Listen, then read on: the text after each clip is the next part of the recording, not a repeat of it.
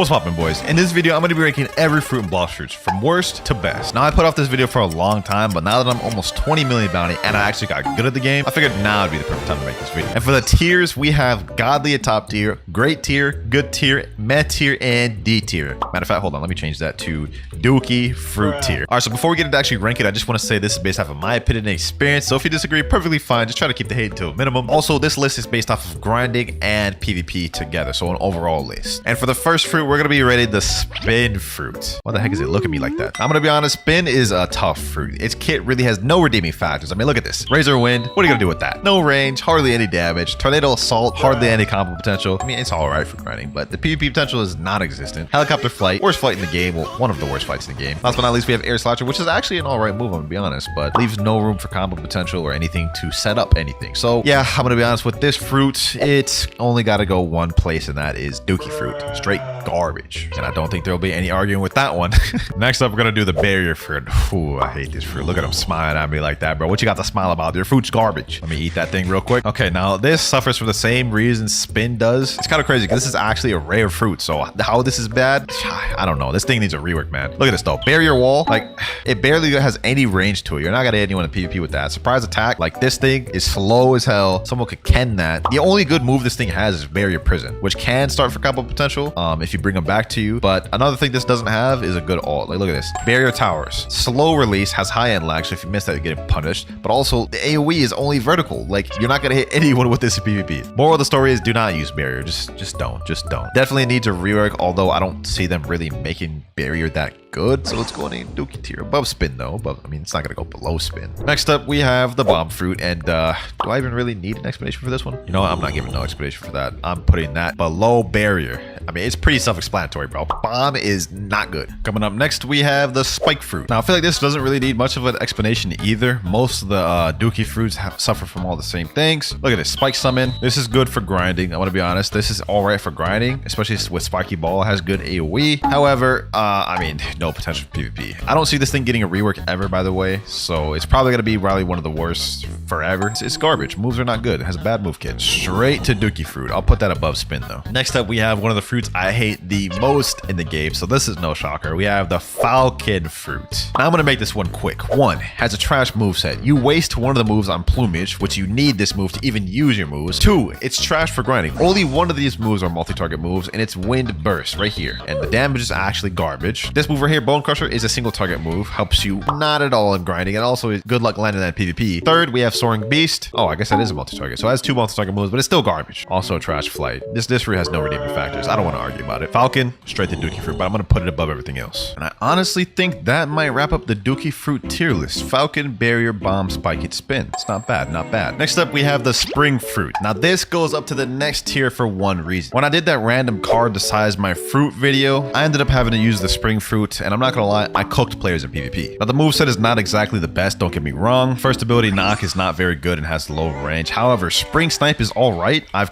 sniped some players with that. Spring cannon is not bad. You're gonna have to set that up though to land this. You guys see right there. But the thing I like most about this is the spring leap right here. It's actually a really good mobility. You guys can see I went pretty far with that. And then spring emperor, which is this. You guys can see right there. Spring emperor. It's like a big AoE which just hits multiple things. So for grinding, obviously this is worse than even the Dookie fruit tiers. But for PvP, this actually has some solid potential. And for that is why I'm putting it at the bottom of meh tier. Next up, we have the chop fruit, boys. This one I'm also gonna put into the meh tier, and it's actually a little bit better than the Dookie fruit tiers. I'm about to explain why. All right, so since this is the chop fruit, anytime you fight a sword main player in PvP or sword NPC, you're not gonna be able to be hit. So this actually makes it decent for grinding throughout the first seed, because it's almost like you have a Loki dodge. And since a lot of players in PvP use swords, it makes it a decent viable option for a counter pit. However, though, the moves are still garbage. I mean, look at this. Tackle, garbage. Dance, like no one's gonna let you hit them with that. And then party, it's kind of like rubber barrage, I guess, a little bit. It's just not that good, man. Damn, this is a worse flight than spin. Wow. Literally the only reason this got to where it was is because of the passive, that you can't be hit by swords. That's it. The moveset is, it's worse than some of the Dookie fruit ones. Next up after that, we have the smoke fruit. Moveset wise, this thing is not good. You only have 4 different abilities, but however, where this excels is grinding. Smoke is actually not bad for grinding. This move right here, smoke bomber, I've cheesed so many bosses with this, and it's not bad. The damage is not bad. We also have Smoke Blast, which has some good AoE. Like, let me just show y'all real quick. Look how much damage Smoke Blast deals right here. You see that right there? 5,447. So the damage is not bad. PvP, although, just don't use this fruit for PvP. Just don't. But if you have no other fruit and you got a smoke, I mean, you can use it for grinding. So yeah, smoke is going above chop and spring and meh. Rocket fruit next. Ah, yes. This is 10 times better than Kilo was. I'm not gonna lie. Now, Rocket, I'm gonna be honest, it's quite a bit better than some of the other fruits with Dookie fruit. Missile Fist is actually a long range, not bad ability. Airstrike is also not that bad of an ability. It's got a cool third move as well, Rocket Crash, which I guess is kind of the ultimate. You know what I'm saying? You can catch players lacking with that. Good AoE as well. Overall, it's not that bad. Would I use it? No, but it's 10 times better than Kilo was. Still though, it is gonna go at the bottom of meh. All these other ones are better. Coming up next, we got the Diamond fruit, boys. Now, Diamond for me is a bit interesting. Reason why is you have this move right here in Crust, which gives you a pretty good damage reduction for PvP, and that's the only reason really I put it on this high. It has absolutely no grinding capabilities. I mean, look at this beam and tackle. Like that did literally hardly any damage. I mean, it did half his damage, but if you're grinding, you're not gonna do that much because you have no maxed fruit stat. Diamond Hail is an alright ability in PvP because it's long range. Solar Flare is also alright, does good damage, has a little bit of stun there too, but the main factor is the damage reduction with this. Never personally ran into a good diamond user, but for what it is, it deserves at least above Dookie fruit. So I'm gonna put diamond above the rest in meh.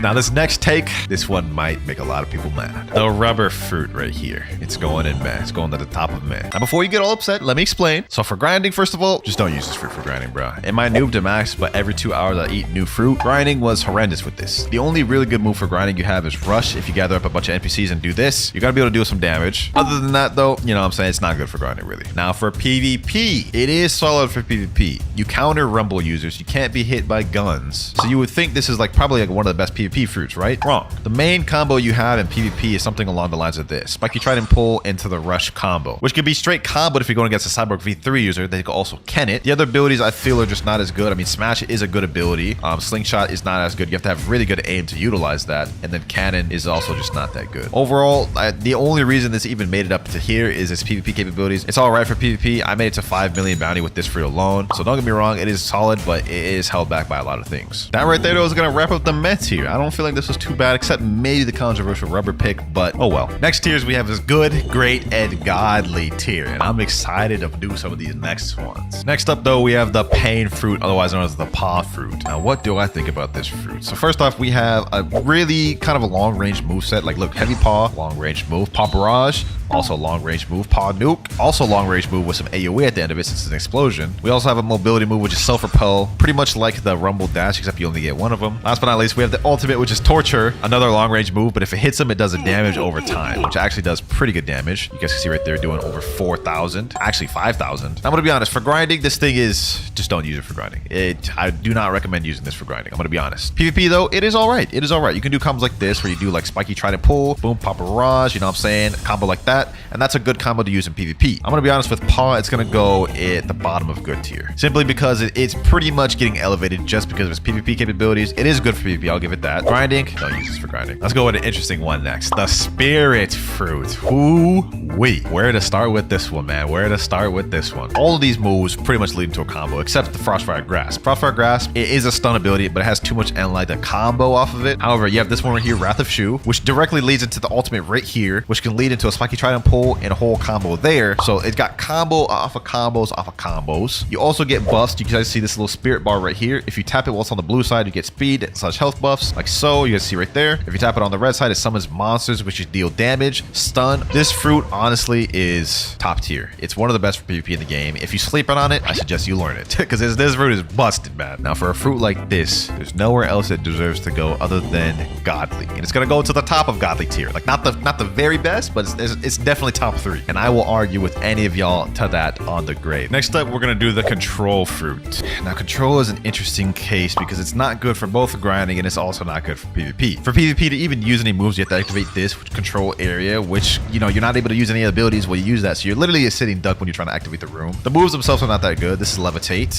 No one's gonna sit there and let you do that. Echo knife, you have to set something up to even get this to land. Same with the ultimate. No one's just gonna sit there and let you use this ultimate. So in terms of PvP, in order to actually do good with this, you have to run a very specific build because otherwise everything's gonna get Ken tricked. Other than that though, it's not good for grinding or PvP really. So for that, I gotta put control in good tier. I'm gonna put it below pain too because I feel like pain is a little more versatile. Definitely needs a rework, man. I can't wait till control gets a rework. Okay, next fruit we're gonna do though is the sand fruit cheeseburger. Now this one's actually pretty interesting. For grinding, it's not too bad. I made the moves right here. You have Desert Blade, a long range ability that comes up pretty quick. Hardly any end lag or startup. You do also have Logia, so they can't really hit you for a while, so that helps with grinding a little bit. PvP, the combos are good. Sand Coffin, everything revolves around Sand Coffin. You see right here, very high stun. And then you do Sandstorm, and then you do combos, whatever. So it's really good for PvP, decent for grinding, has Logia dodge. Honestly, it's not too bad. People be sleeping on Sand a lot, I ain't gonna lie. I'm gonna put this one at the top of good tier for now. It's not gonna be the best of good tier, but it's gonna be definitely like probably top 3 in good tier. What fruit should I do next? What fruit should I do next? I think the sound fruit is a good place to start. Now, the sound fruit is a recently released legendary fruit that honestly shocked us all. Very high damage, has a tempo meter right here that when it's full, you get faster,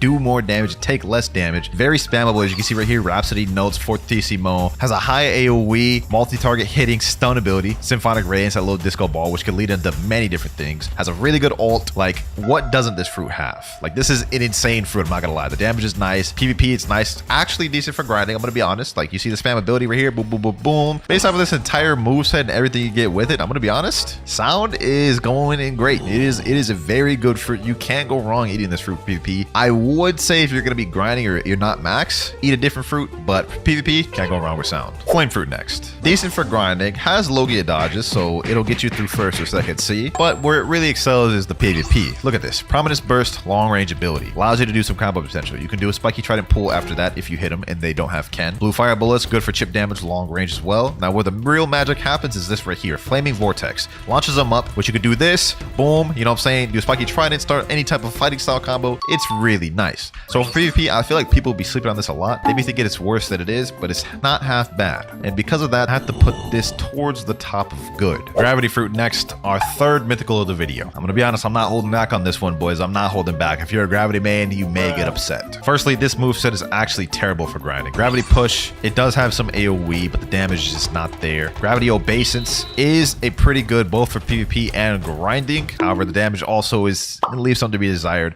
Meteor pitch, that move is lacking both in PvP for grinding. And then meteor rain is all right for grinding, but it has a lot of knockback. So the chances you're gonna hit all those meteors are very low. Now this is a stun fruit, so for PvP, it is all right. You could do combos like this, like no Bloodbane Drain, Spiky Trident Pull, Gravity Obeisance, and this is a decent combo. It does good damage, right? But the thing is, there are so many other stun fruits that do exactly what Gravity does, except 10 times better. It 100% needs a rework, so because of that, I'm gonna put it in between Pain and Control. These three are pretty much one and the same. Alrighty, Quake next. Now Quake is an interesting fruit. I feel like this is not that bad of a fruit. Maybe not for grinding. I wouldn't use it for grinding. It's just, it only has 4 abilities. One of them is a single target move, you can see right there, so not for AoE. Air Crusher, it is kind of a narrow AoE move. You can't really like turn it. It's not like big AoE. Special Shockwave is a nice move. Damage is not really there though. And Sea Quake, obviously, you know, it doesn't really do that much damage, I'm gonna be honest. Like, look at that. Only 2,000 damage for that. Not that good. Now, where I feel this fruit really excels is PvP. I've faced good Quake users. They are a problem. The only issue with Quake is that every single move has really long end lag. So with this fruit, you have to be perfect. If you miss any moves, you're leaving yourself up to be punished. So while I feel Quake is pretty decent, I'm gonna put it above Pain and Gravity though. Hopefully maybe one day in the future we'll see a Quake rework. I think that'd be lit, because I do not think they did Quake that much justice in this game, bro. Whitebeard is stronger than that. Love fruit next. This one is interesting. Now Love recently got a rework at the beginning of 2023, which honestly made it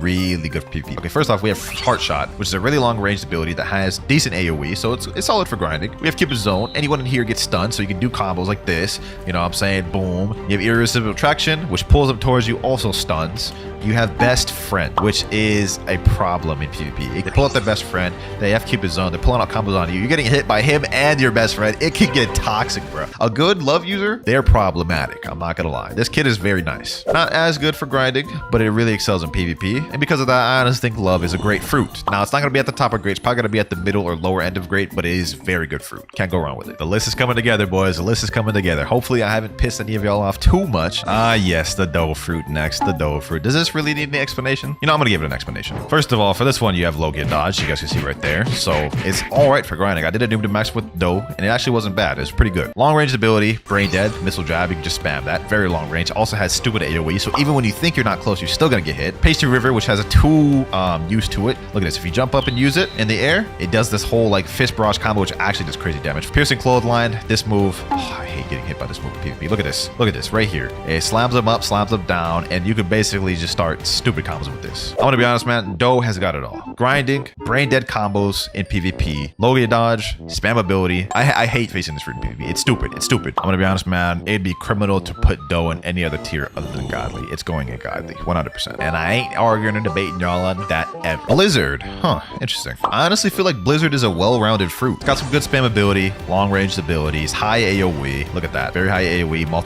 All of these moves hit multiple targets. You guys can see right here. Oh, by the way, this is a Logia dodge. You can see right there. PvP, you don't really have as much combos. However, this right here, look at this domain expansion right here. Like, this is really spammable. So it's good for grinding and PvP. All-arounder fruit. I'm gonna be honest, this is not really like too bad in any ways. And the only issue is nobody uses this because it has no hype around it. It's not really a fun fruit to use, I would say. But for that, all the reasons I just listed, I'd say it has to be a great fruit. Definitely below love, I'd feel, because I feel like love is just better in a lot of ways. But can't deny it's a great fruit. Let's get the ghost fruit out the way next. I don't have one of these permanents, so I'm about to eat this right now. Now the ghost fruit just got a really deserved rework, and because of that, it's gonna be a lot higher than I would have put it if it didn't get that rework. So the first move is pretty much the same as before. It's a launch that stuns. Kind of a little bit hard to combo off that because of the end lag on this. But the next move, special release, is a good ability that has some stun and allows you to go combo. Third move, which I believe is the best move in the kit, Cries of the Underworld. It stuns there for a while. Actually has some decent long range, which allows for combo potential. Then you have Ghostbusters. Now Ghostbusters I don't feel is really as useful for PvP. However, because of Ghostbusters, this makes this actually a decent grinding fruit. Like you can see right here, my Ghostbuster guy is packing up this guy right now, bro. They also use your fighting style. So you can see I'm using Sanguine Art. So the Ghostbusters are also using Sanguine Art. If you're just using combat or something, it's not really gonna be as good. Now, this isn't the best PvP fruit. The main thing I would say for PvP that's a problem is that the passive. When you die, you come back with 50% health. That's nice. Put that with the rework and that it has actual combo potential now. You know what I'm saying? I would say this is not that bad of a fruit. So due to all these factors, I would put Ghost in the upper tier of good. I'm gonna put that above Flame. While we're at it, let's go ahead and wrap up the good tier. Next up, we have Magma. Magma's going in good tier because of a few reasons. So obviously, it is a Logia dodge. You guys see right here, it can't be hit. It is very good for grinding. The damage is super high. Look at that. 16,000 damage just off of one move. So for grinding, this is immaculate. You can get from level 1 first C all the way to third C with Magma alone. It's gonna be boring.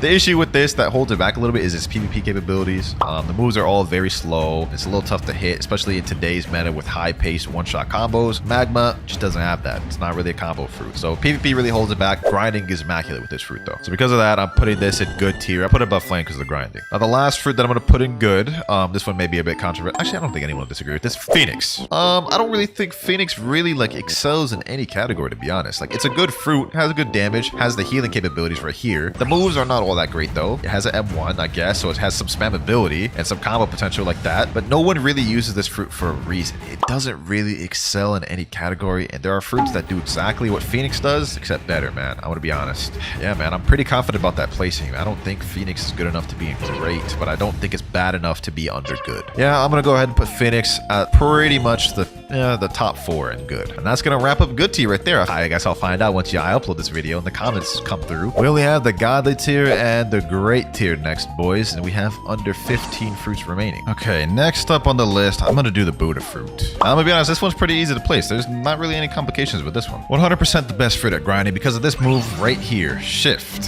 Whenever you're grinding, you'll always be able to hit enemies, but you'll be just out of the range to where they can never hit you. So this is the best fruit for grinding, hands down, or at least one of the best, top 2. This fruit is also really good at PvP for those same reasons.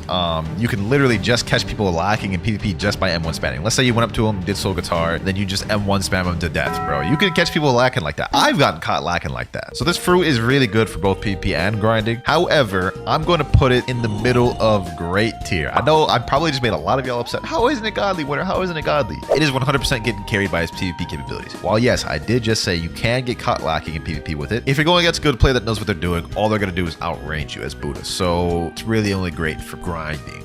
Next up, we have the spider fruit. This one may be a little personal bias, I'm not gonna lie.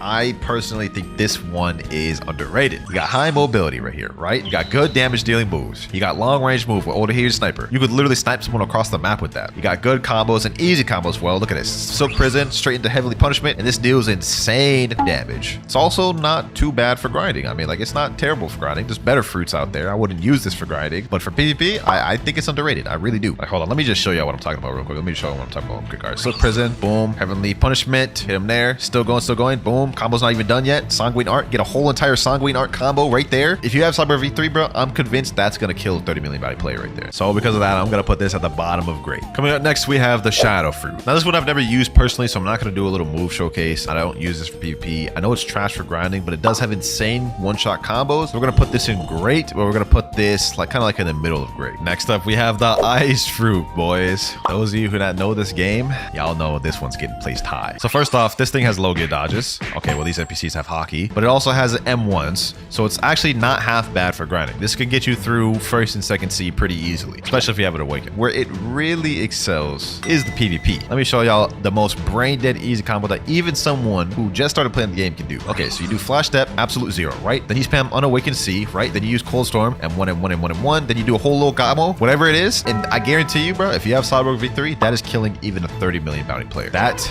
is crazy. So yeah, Ice is easily like one of the better PvP fruits in the game. Right now, it's going under sound in great. All right, now the Dark Fruit. The Dark Fruit and Ice are pretty much one and the same. They're both stun fruits. The only difference is Dark doesn't have as much good damage and it has better mobility. You guys can see right here, like that. Also, a benefit to Dark is that you can use their moves in air. So unlike Ice, you need to be on the ground to use absolute 0, which is why Ice isn't in godly tier. Dark, it's a bit slower too, so if you use your moves and you miss, you get punished. I think both are pretty much one and the same a little bit. It's just Ice is slightly better than Dark. Dark is more versatile at the exchange for being slower. I'm honestly gonna put them right next to each other. You can make it really far in PvP with Dark. It's just the grinding is worse. And actually, now that I brought up the grinding, I'm gonna put this below Buddha just because of that, because grinding with Dark is treacherous. Only a few fruits left, boyos. And for this next one, I'm gonna go Venom. Now, I feel this needs hardly any explanation, bro. You know what? Let me just do it. Let me just do it. All the entire move kit for grinding, PvP, whatever you're using it for, boss farming, it's good. Look at this. Poison daggers, spam ability, has pretty good damage, right? Has damage over time as well. Poison. Noxious shock. Long range auto aim ability, which also deals a lot of damage, has damage over time. Toxic fog. Any enemy that gets close to you gets poisoned and their screen starts like hallucinating or whatever, right? Serpent's Wrath. You think this is just a flight, right?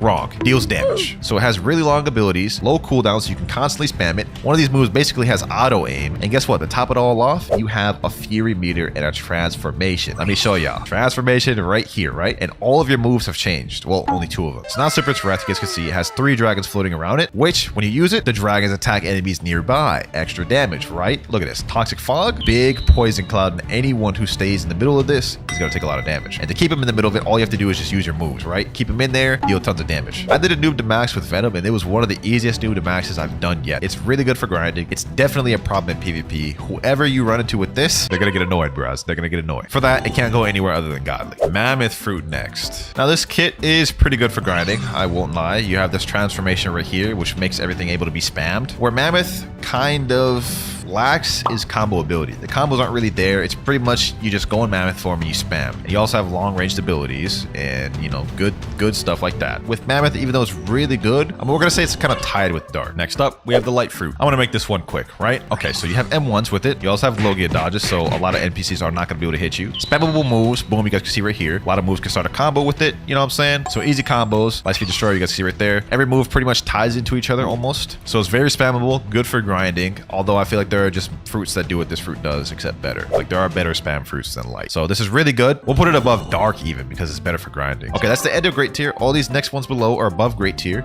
Let me order great tier real quick. So far, I feel like I've done pretty well on this. Like I've tried to consider all aspects. My personal experience with grinding and PvP, I think we're doing good. I think we're doing good. Dragon next. Now this is gonna be liable to change very soon. Dragon is getting a rework very soon. Grinding Dragon is not that good. It's not the worst, but it's not that good. PvP is where it really excels. We got a super easy combo, one-shot combo I'm about to show you guys. Our Dragon Shower. Spiky trying to pull, boom. You go like this, then you use God Human C, and then Heat Wave Beam. The only thing Dragon really suffers with is dealing with air campers. So if you deal with air campers, it's kind of tough, but then that's why you have this. You know what I'm saying? The Dragon form. So obviously Dragon is going in godly tier, man. It's going in godly tier above Venom, below Doe. I think that's a good place. All right, for these next two, they're pretty much going to be tied. We're going to put Portal under Spirit, and we're going to put Rumble under Portal. I'm going to be honest, Portal and Rumble are pretty much the same fruits. They're both stun-based fruits. They have slightly different nuances, but they both have very high mobility. They're both stun-based. They both combo a lot. Now, to be completely transparent, I think Spirit, Rumble, and Portal are probably the top 4 PvP fruits in the game. You're probably wondering what the fourth one is. We'll get into that later. Portal, you have the Portal V spamming loops, all that annoying stuff. Rumble, you have the Rumble X, the, you know, Thunderball Destruction, all those stuns, high mobility with the dashes. Portal, you have the ability to escape any combos. So yeah, I'm gonna put those there. Next up, we have Leopard. People overrate Leopard a lot. It's a godly fruit, don't get me wrong. It's not as good as all these ones. I'm gonna put it below Doe, above Dragon. I know what y'all thinking. I'm sure I've made a lot of y'all upset right there, but think about it. You have the transformation mode, which you can spam a lot here, right? But as for one-shot combos, there ain't much with Leopard, are there? There are combos out there that one-shot, but I feel like they're not as good and they're like harder to do than what you could do with Spirit, Portal, Rumble, or Doe. So Leopard obviously is a godly fruit, no denying that. Just the spam alone can get you really far with Leopard, but I don't think is as good as these other four right here. Next up, we have the T-Rex fruit. I want to be honest, the kit on this one is pretty good. Long-ranged abilities, combo potential, especially with Predator Screech. You know what I'm saying? Boom. Start combos like this. You know what I'm saying? So it's really good for combos and stuff like that. Also decent for grinding because you have M1s and you also have a transformation. So this is 100% a godly fruit. No denying that. The damage is really high. Now, some people say this damage is even almost as high as Magma, but the difference between this and Magma is the combo potential is really nice. And I'm going to be honest, when you go in this transformation right here, it's deadly. So if you hit somebody, you see that icon above their head. If you run away from them, they take damage over time. So this is going to stop runners right in their tracks, boys. You also got some bird damage with this as well on top of the damage over time. I think it's a really good addition to the game. I really like it. I feel like T-Rex is honestly above Leopard,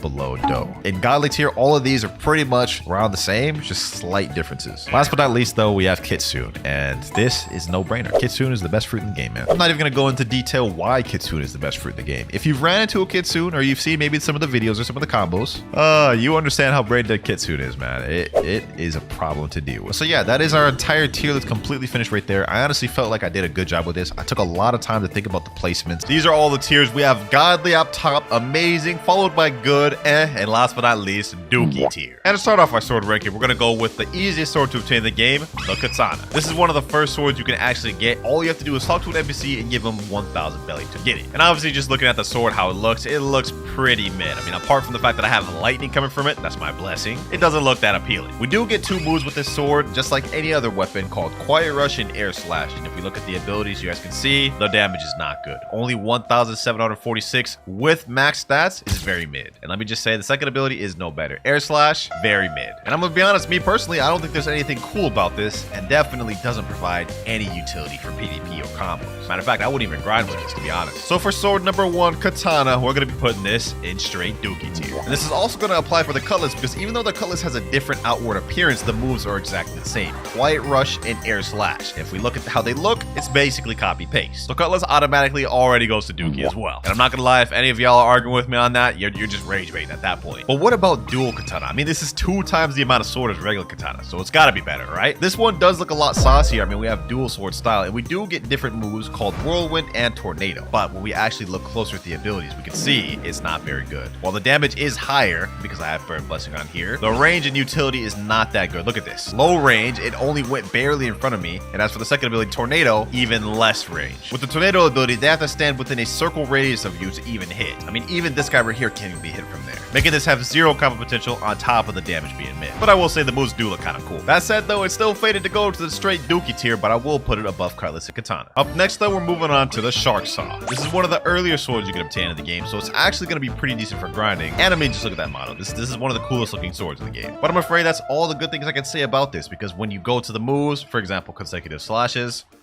not that good. The only long range is the final slash. And it gets even worse when you look at execution. I mean, this is slow. You're not ever going to be able to land that in PvP. I mean, it could be decent for grinding, but that's about it. But another cool thing about this sword is on the 5th M1, we do get a unique down slam. But that down slam is not enough to save it from going straight in the dookie tier. But I will put this above Dual Katana. And you know what? While we're already at the Pirate Village, let's move on next to the Iron Mace. The reason why is because you can buy the sword from this guy right here, Sword Dealer of the West. Now, this sword model-wise actually looks pretty decent. I mean, it's a nice little mace. And just like the previous sword, this one also gets a nice M1 on the last one. Nice AoE there. But for our first ability, Mace Smash, it's pretty much like the name sounds. You have a long range smash instead of a close range one, which is actually pretty decent. But that's the best move in the entire kit, because killer combo is a close range one. You have to be literally right in front of the enemy to even hit him, which means this is completely unusable in PvP. Look at this. I can stand right here and kill a combo would still barely hit. Yeah, we already know where this weapon's going, bro. It's going right here. I'm actually going to put that below Shark Saw. Shark Saw has more range. Next up, we got true triple katana. Triple katana. This is the base version, the Walmart version. You know, I actually think this is one of the better ones from the commons. I mean, look at this. Visually, this doesn't look bad. I mean, it's still mid, but like it doesn't look bad. M1s wise, last M1s push you forward. Pretty much the same thing as true triple katana. But we do have a decent ability, air slash barrage. This is at least doable in PvP. You could create combos with this, kind of. I mean, something like this. Air slash barrage. I mean, that's a little mini combo you can do. And last but not least, we have violent rush, which is a dash, pushes you forward. Air slash barrage is definitely better in my opinion. But that said, even though you can do combos with this, making it slightly usable, it's still not escaping the Dookie jail, bro. I'm gonna be honest. But it is pretty cool though. Coolest one we've seen so far. Warden sword next. What do I even gotta say about this sword, man? I mean, like, there's just nothing really good to say about it. Let's just showcase these. Multi-target slash. What was that? What was that? How are you ever supposed to use that in PvP? Tornado slash? That one, I guess you could use. I mean, it has decent range, but like it went from here to here and then it disappeared. I'm not even gonna say anything further about this sword, bro. There's literally nothing else I can say.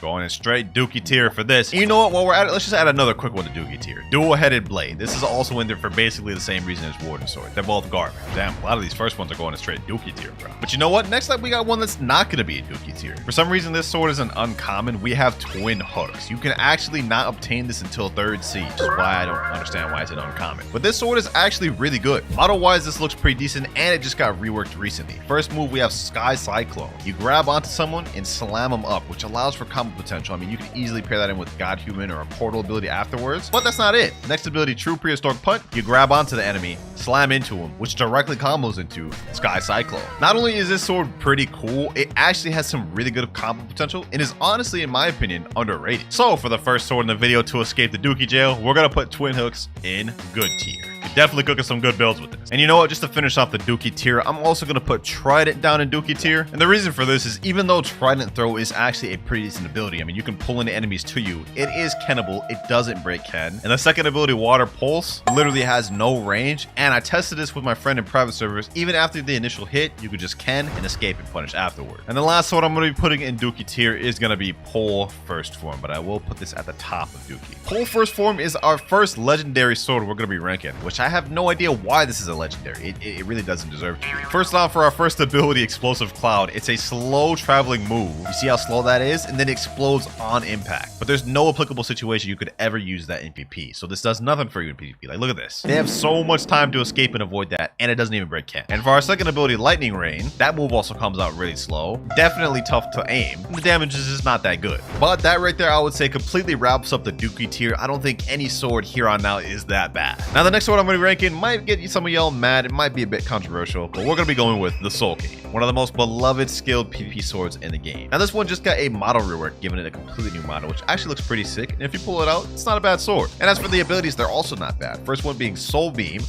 Decent long range stun, which if you hit an enemy, it freezes them for a second or two, allowing you to combo. And our second ability, Soul Slashes, a barrage which also stuns and can combo in with Soul Beam. Now you're probably looking at these abilities thinking, wow, this looks really good sword. I mean, it stuns, it allows for combo potential. What's bad about it? Well, I'll tell you what, none of these moves can break, and with Soul Slashes, you can actually activate Ken while being hit in it to avoid and punish the person using Soul Cane. Now, on top of that, the damage is also not that desirable. So for that reason and that reason alone, we're going to be putting Soul Cane in good tier below Twin Hook. I mean, it's considered a skilled sword for a reason. Next sword, we're moving on to Pipe. This actually got reworked twice for some reason. Once a year ago and once kind of now. Like, it's got a new model. But despite all the reworks, I don't think this is that good. First ability, we have Pipe Ignition. You kind of like go into an opponent, suck them up, and slam them down. But this can be completely avoided by Ken, and the damage isn't even that good. 3,500 damage. And as for the second ability, we have Dragon Blast, a long range, actually medium range blast, which also doesn't do any stun and also could be Ken. That said though, it's definitely not Dookie tier. It's still decent. So we're going to put this at least in N tier. It's usable, but I'll tell you what ain't usable, boys. Oroshi. Like, as much as I don't like Pipe, I like Oroshi even less. You won't see me using this unless it's for a challenge. First one, Continuous Slashing. This does look like a decent ability, right? If you're able to land this, this is decent because, I mean, that's 5,379 damage. But what opportunity would you get to even use this? I mean, maybe if you pair this up with Portal, it could be decent. I mean, you could just stun like this. But the thing is, this is Kennable. And as for the second ability, Dragon Gust, that one's actually not bad. I mean, decent damage, 5,000. It comes out pretty quick, but it's not enough to make the sword good. It's going in and below Pipe. You know, for this next one, let's do one of my favorite swords, the Dark Dagger. What's not to like about this sword, man? I just got a new model. It looks fire, it's saucy, and we have two very good abilities. First ability being Proficient Impale. It's a medium range lunge, which actually, let me aim it away from the enemy a little bit.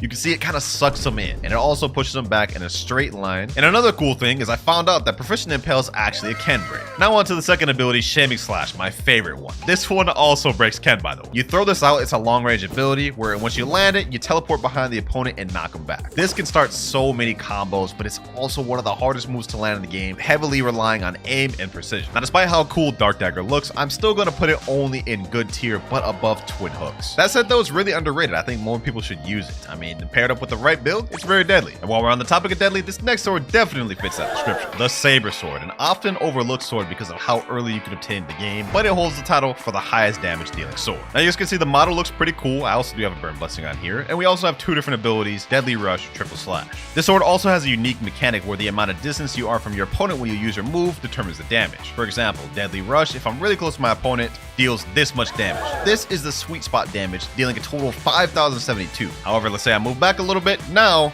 it only deals 2,000. And the maximum you can get off one move is 6,181. I think actually you could get even higher than that. But despite how much damage this sword deals, it's not going ungodly and it's definitely not going amazing. I'm still gonna put it in good tier. Now while the Saber sword may not be that desirable to use, this next sword definitely is. The Gravity Blade. I mean, does this sword even need any introduction? I'm sure y'all run into this on the daily. First ability being Dimensional Grasp. This pulls in an enemy from far, allowing you to combo them, and it goes through Ken. And on top of that, the cooldown is actually really short on this thing. I mean, look at that. This is one of the best combo starters in the game for the fact that it breaks Ken. I mean, it just allows so many different things to be done. And while the damage may not be that high, it doesn't even matter because this move alone makes it the ultimate support sword, being able to pair with like literally 90% of builds in the game. And our second ability, Lunar Blitz, is also pretty good, but it can be Ken. That said though, you can still catch people off guard with it and the damage is not too shabby. It would honestly be dumb for me to put Gravity Blade in anything other than straight godly tier because this is where it belongs.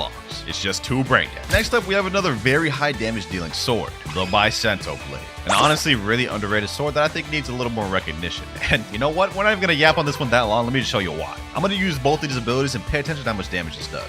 Quake Sphere, Windbreaker, literally over 8,000, almost 9,000 damage with those two moves alone. Insanity. And the crazy part about it is a Windbreaker didn't even all hit. The only issue with this sword is that the Windbreaker is Kennable, as you guys can see right there. So after hitting Quake Sphere, they could literally activate Ken to avoid being hit by both of those. That said though, because the damage is so insane, this is still going at the bottom of amazing tier, man. I'm gonna be honest, it needs more recognition. But you know what doesn't need more recognition, boys? The Flail sword. I absolutely hate this sword. The first move is absolutely garbage. Smoke Leopard, bro. Like that move's Kennable. It has like very low range and it's slow. I mean, look at this, bro. Nobody's getting hit by that. But one thing I will acknowledge this sword for is the Smoke Apparition ability. It's actually not bad. First off, to demonstrate you guys the abilities of this, I have my ult right here. He's gonna have Ken on. This not only breaks Ken, but it blinds him and stuns him temporarily, making this actually semi-decent for combo. But you still won't ever catch me using it. That said though, I'm gonna put it at the bottom of good. And up next, we have the beautiful pirate sword, Canvander. This one's honestly not that bad. I mean, visually, the sword model looks pretty good. You got some nice, beautiful looking, elegant M1s. And this sword actually holds the record for one of the fastest combos in the game. Now, both of these abilities are pretty similar, Piercing Dash and Scattering Gust. Let me show you Piercing Dash. Pretty much like the name implies, you lunge forward. Visually, it doesn't look that good. Same thing with Scattering Gust. You lunge forward, except this one has more like a slash type ability and does a bit more damage. Now, this sword's actually pretty decent because both Piercing Dash and Scattering Gust breaks Ken. You guys can see my ult right here is Ken. Let me use Piercing Dash. It broke Ken. And the same is true with Scattering Gust. That said though, the damage is very mid for this sword. I mean, especially if you're going against someone with bounty boost, you're not going to be dealing that much damage on top of the fact that it has little range. I mean, so for Canvander, I'm going to put this in the good tier above Soul King. I mean, I can't really put it much higher than that. I don't really see much cases it could be good.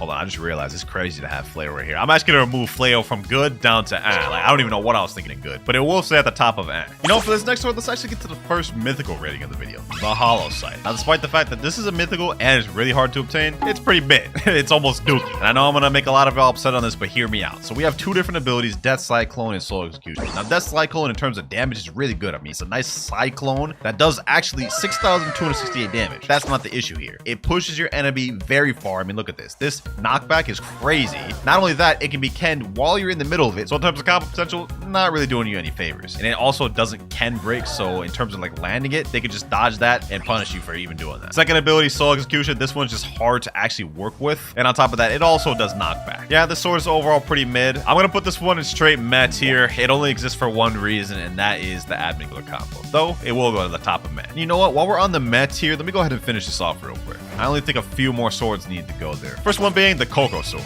Now this sword's gonna go in F for only a few reasons for me. I mean, this sword just doesn't provide much support. There's little builds it's actually good at. And in terms of combo potential, not really existing. It does have a good long range ability, injection shot, which does decent damage. I mean, 4,890 cooldown is pretty short and it's spammable, which is good. And on top of that, it does break Ken. But unfortunately, the first ability, electric stab, does not. So you can see he completely avoided electric stab, which is the one thing that could have been a combo extender or a combo starter for Coco. Unfortunately, it just doesn't work. Yeah, we got literally no combos for this, just all spam. It's going at top of below hollow sight. And now I think there's only one more sword that belongs in N. And in my opinion, it's gotta be Saishi. Now I know there's gonna be a lot of players defending this sword with their life in the comments down below. Hear me out. I know it has some combo potential, but I don't think it's as good as other swords. I mean, you could easily pick so many better options. This one, you're just limiting yourself by using it. First ability, Swords Dance. It's a nice barrage that grabs and slams them up, which you could combo potential with, but it's a little difficult, and I think it only really works well with specific builds. Let me see, does this even break Ken? Okay, it does break Ken, but I wonder if you can after the barrage. Let's find out. I'm gonna use this, then I'm gonna go over to my ult account and try to Ken and escape.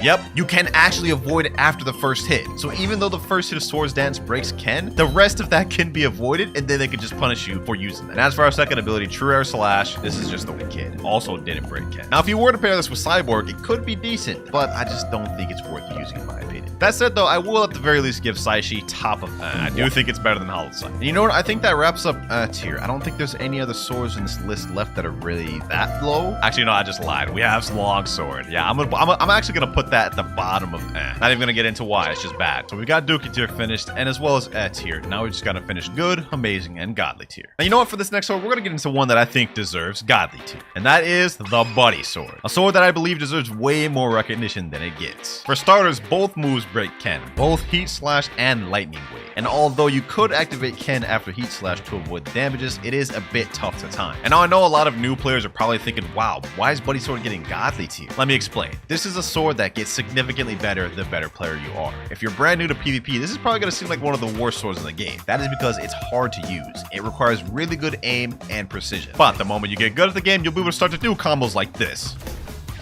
Instant one-shot combo. I just dealt like 14,000 damage in seconds. The damage is insane with Buddy Sword. It allows for very fast-paced one-shot combos. And another thing about the Buddy Sword is its range is insane. I mean, look at this. This guy right here, I'm gonna snipe him from all the way over here. Look at that. And that damage is kind of crazy, bro. 5,808. What's there not to love about this? It's a nice sword that's really good, but also really rewarding. It's skilled. So for those reasons, boys, I'm gonna be putting it in godly tier, and I'm actually gonna put it above Gravity Blade. I think it has higher potential. Now, this last bit of swords we have left are all going to be tough to rank because this is when we start getting to all the good stuff. And this is where I'd also like to disclose that this tier list is based off my opinion and experience. If you disagree with anything, completely fine, but try to be respectful and comment down below what you disagree with. I'm down to debate. But for our next sword, we're getting into Rengoku, ladies and gentlemen. This is honestly a really cool sword with some nice visuals. Our first move is called Demon Slayer, which is a command grab that goes through Ken. It slashes him and pushes him back. The damage is also pretty decent on that. The problem with Rengoku that holds it back is the second ability, Burning Slash. This is a long-range fire slash, which is kind of slow. It doesn't break Ken, however, it can be held. You can hold the Burning Slash like this, and now it will break Ken, but who's realistically going to let you sit there and hold that in a PvP battle? Look at that. Sword itself doesn't have much combo potential. The damage is high, but the second move really holds it back, I feel. That said, it's far from bad. In fact, I think it's pretty decent, so it's going to go in good tier. And I'm actually going to put it above Saber. Now, what sword should I rank next? You know, let's go with a brain dead one. Shark Anchor, bro. This needs no introduction. Literally, no introduction. I'm not even going to explain myself much on this one. Let me just say one word. Spam. First ability, Typhoon Toss. You launch a sword. It has crazy distance. 5,276 damage. Cooldown is stupid short on that. Like, look. I literally already have my move back. And look at the range this could go. Look at that. Range is insane on that. The damage is insane. It breaks Ken on impact. And let's get into the second ability. Armor Breaker. Also breaks Ken on impact and leads into the first move. Look at this. Boom. Typhoon Toss. Combo potential. Start landing the God Human. It's even better with Sanguine, works with Electric Claw as well. This is literally one of the most versatile swords in the game. Straight godly tier, man. Straight godly tier. And I ain't arguing with anyone on that. I'm just not. You know, there's actually something I want to change about this list. I know I put Soul Caning good, but I low-key think he down in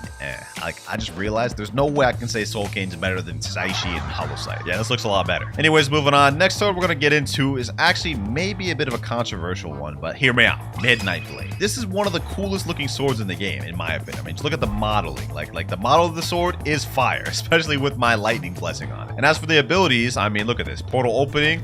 You lunge forward, nice little barrage. It looks fire. Same with Crescent Dash. Lunge forward, nice barrage. And both of the moves can lead into each other. While Portal Opening does break Ken on the first hit, you could literally just save your Ken, allow it to hit you, Ken during the barrage, escape, and punish the opponent for hitting them. And Crescent Dash just straight up just doesn't break Ken at all. That said, though, the damage on this is still pretty decent. I mean, look at that. Like 5,615 damage. That's nothing to scoff at. So it's still going to get a decent rating, but it's definitely not godly, and it's definitely not amazing. So there's really only one other place Midnight Blade could go, and that's in the middle of good tier. Only a little bit left to go, ladies and gentlemen, and let's speed through these next few. Next up, we got Shizu. This is honestly one of my favorite skilled swords to use. There's a reason why it's considered skill. First of all, both abilities, True Quiet Rush and Focus Shot, are Kennable. Yeah, none of these moves break Ken. However, this is still pretty good for combo potential because you could use Quiet Rush, turn around, God human moves, boom. The only issue is that none of that is true. This is a really fast sword though with good combo potential, and even though none of these moves are Ken breaks, you could pair this together with something like Cyborg or Draco and make it a little better. That said though, boys, like I said with Soul Cane, there's a reason why this is considered a skilled sword. I mean, the damage is only decent. It has good combo potential if you can land the moves, but that's the issue, landing the moves. So I'm sorry, ladies and gentlemen, but the highest I can put Shizu is at good tier, and I'm gonna put that actually below Rengoku. Spiky Trident. Ooh, one of the best fruit main swords in the game. Now this sword falls short for the same reasons that Shizu does. Both Do Hurricane and Flying Trident pull are Kennable and can be avoided, making 90% of the combos with Spiky Trident untrue. However, if you pair together both Shizu and Spiky Trident with Cyborg, making combos true, oftentimes Spiky Trident is going to come out on top. One of the reasons being, though Hurricane is really good for movement. For example, let's say you're about to get hit with a move, you hit this, avoid the ability,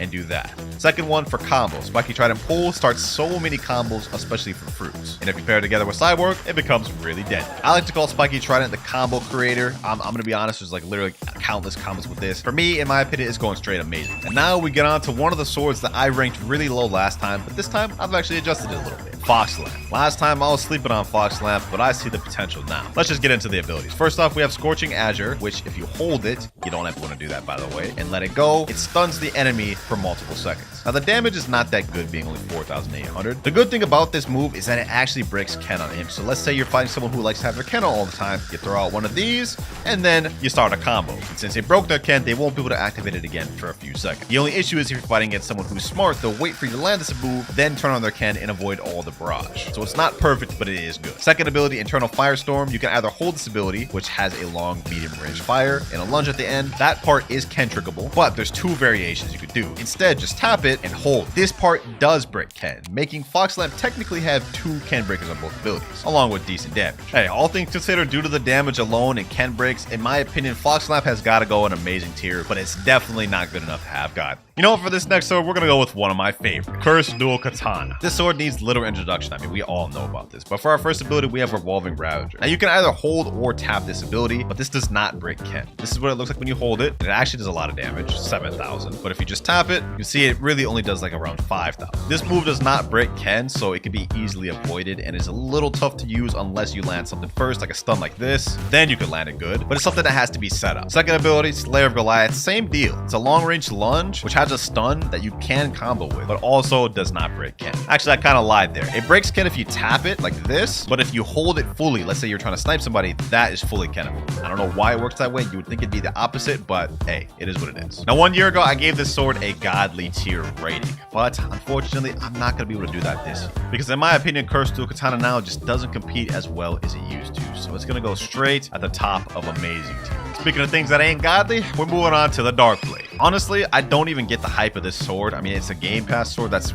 really not even that crazy. I mean, both abilities, 1,000 strikes and Dark Air Slash, are Kennable. While this sword does have really good damage, I won't deny that, and good combo potential paired up with the right fruit, there's just so many other better options. Like, I'm gonna be honest, you don't even need to waste your money getting this sword. And I know I sound like I'm hating right now, but like, trust me, it's still a really good sword. You can do stuff like this, easy one-shot combos like that. I completely messed that up, I'm not gonna lie. But y'all get the gist. I mean, paired up with a stun fruit with sword stats, you're dealing damage. But the fact that both moves don't break Ken just kind of ruins it for me. So it's gonna go straight in amazing tier, and I'm actually gonna put this above Spiky Trident, below Bisento. And for all you Dark Blade lovers out there, don't come at me. It ain't like I'm saying the sword's bad. It's just, let's be honest, it's not godly. It can't be. But let's talk about one that's undisputably godly. Dragon Trident. This sword single-handedly went from the worst sword in the game to literally top 3 with a single change. What to talk about with this sword? All right, first things first, Sea Dragon Fury breaks Ken. Yeah, this ability right here breaks Ken, on top of dealing 4,621. Now, the damage is not that high, but the fact that it breaks Ken with the first ability, insane. And as for our second ability, Water Dragon Shower, it's also a Ken break. And just look at this AoE, bro. Just look at this AoE. Look at that. Look at that AoE. You could probably close your eyes and guess where the enemy is at. You'd still probably hit him with that. And because both moves break Ken on impact, this makes starting combos really easy. I mean, you could literally just walk up to an enemy and do this. Boom, boom. They're dead. And then, like, you know what? Just repeat it. Especially if you have Ghoul or Cyborg. Just do that all over again. Cooldowns are really short too. It's honestly baffling. The one thing this sword struggles from is air cannon. It's a very ground-based sword. I mean, Water Dragon Shower works best on ground. That said, though, that doesn't mean you can't catch air cannon, because you can also do this. You can aim this up in the air, and it'll shoot them down. And if you can catch it, that also starts combos. Not much else for me to even say about Dragon Trident, to be honest. It's super brain dead, super easy, and just insane. It's going straight godly above Sharking. Only 6 swords left to rank. And next up, we have an interesting one, Tushita. A sword that's actually not really used that often that I think deserves a little more recognition. Why, you may ask? Well, both moves break Ken. Heavenly Lunges right here is a really good move that breaks Ken and does good damage. I mean, 6,230, very good. Also, did I forget to mention it breaks Ken? Pair this together with something like Songwing, you're gonna be creating some deadly combo. Next up, Celestial Ravager. This move is the more mid one. While it does break Ken, the damage is not as good, and I mean, the range is just limited, which I feel is what really holds this sword back. But this is where you add in items like Soul Guitar, Sanguine Art, and Portal, really make a full, complete build. I mean, I'm not saying it's godly or amazing or anything like that, but I think Tushita definitely deserves to be at the top of good tier. I mean, we can't underestimate it that much. It's definitely good. Now, since we got Tushita out the way, we might as well go to Yama. And honestly, this sword, I think, has some of the best support out of any sword in the game. Now, this definitely isn't the best sword main weapon. It's more of a fruit support weapon, and let me explain why. First ability, Hellish Slash. This is really nice, but the damage is kind of mid, 5,036. And half the time, it doesn't even do that much damage because the actual slash part of it is kind of difficult to hit. This move is also Kennable, so you won't really be using this much in PvP at all. However, let me explain what it is good for. Mobility. Just like Spiky Trident, you could easily use this for mobility to dodge attacks like this and get an upper hand on movement. People have also found a way to do movement glitches with the Yama Z ability, kind of like this, God Human, where you get a burst of movement and are able to go really fast, like this. But that's not even the best part about the sword. Now we get to our second ability, Infernal Hurricane, which is a Ken break, launches you forward, stuns the enemy in there. They can't Ken the barrage, and this just starts so many different combos. One thing that comes to mind that pairs together really well with Yama is specifically Kitsune. Honestly, with Yama and Kitsune, it's one of the deadliest combos in the game, especially if you're pairing together with Sango. So it's going straight in amazing tier, and I'm actually going to put this above Fox Lamp, under Curse Dual Katana. 4 swords left, and you know what, just to get one of these out the way, true triple Dark Blade. This is just a troll sword. I'm just going to put this straight godly. We don't even need to explain that. And aside from that, next up, we got Pole V2. This sword is still really good. I'm not even going to sleep on it. Let me just demonstrate why. Both of these moves are stun abilities, which lead for crazy combos if you can land them. Hand of God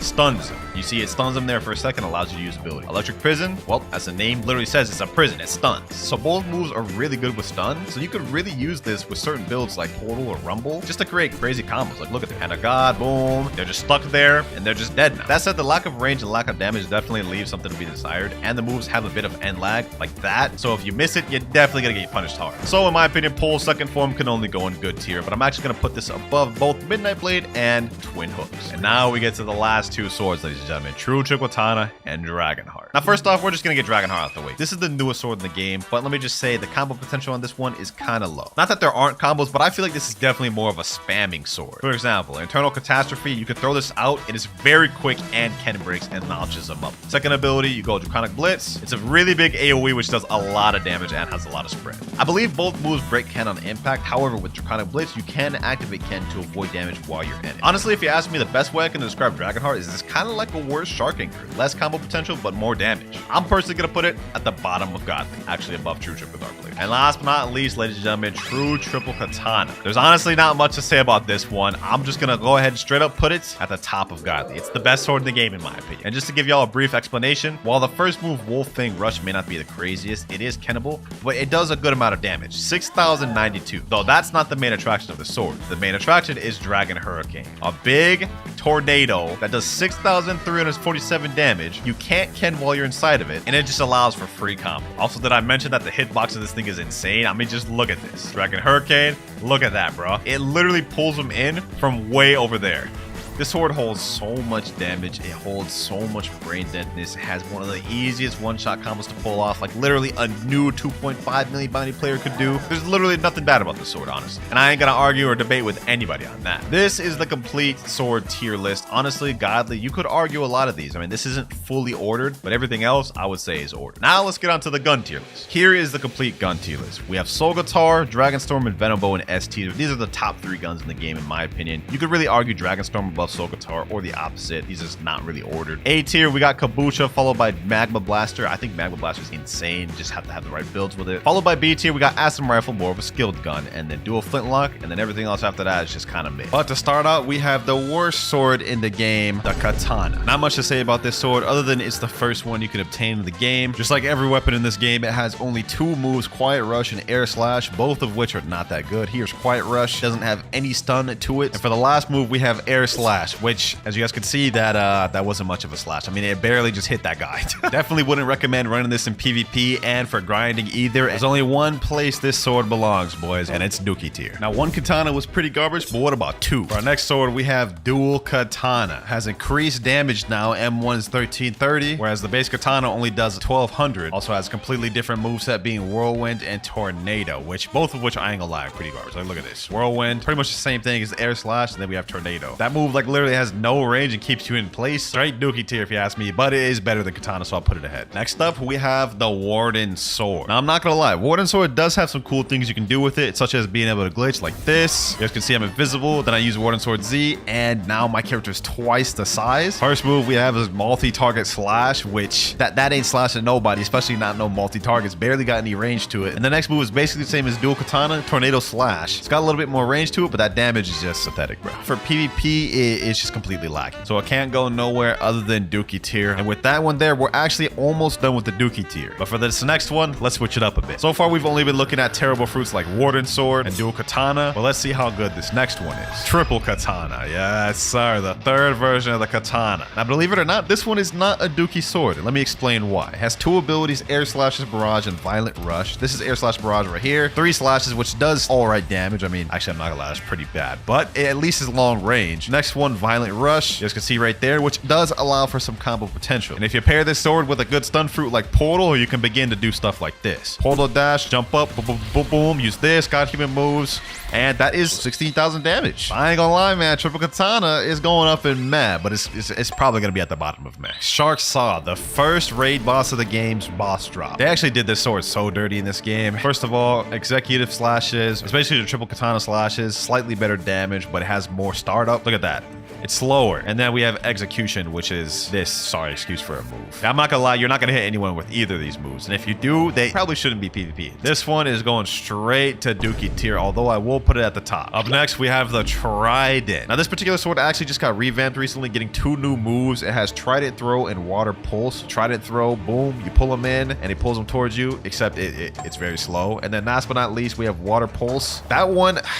That move really holds the sword back. The startup on that is actually crazy. Like, the amount of time it takes you to charge that, someone could have been canned, flash stepped, got away, portaled away, anything really. And to be honest, I don't even think this thing has any combo potential. Like, can I even do God Human C to pull? Let's try that out. God Human C, Trident Throw. Oh my God, that is so slow, bro. They could have been canned in that. You can't even combo that. Yeah, I ain't gonna lie, you're going straight to Dookie. While we're here, let's wrap up the Dookie fruit tier real quick. Next up, we have Iron Mace. I'm gonna put that in Dookie as well. And last but not least, we have Dual dual-headed blade also going in Dookie. Not gonna give those any explanations. It's pretty much similar to the other fruits. They have no versatility and no combo potential or range. Moving on to meh tier. Coming up next, we have the Coco sword. We have a very long range move and we have a short range move. My favorite one being the long range move, injection shot. You guys can see a little aimbot right there. Boom, smack him. It actually does good damage, 4,800. The second ability is not really as useful. Also does the same amount of damage, but the range is just scuffed. Now, depending on what build you have, this sword can be very annoying, but it has little versatility and not much combo potential. The cool thing though is if you're using the mythical fruit control, Coco pairs well with it. If you use the control area room, now my injection shot can go the entire duration of the room. I'm gonna stand right here. I'm gonna hit this NPC.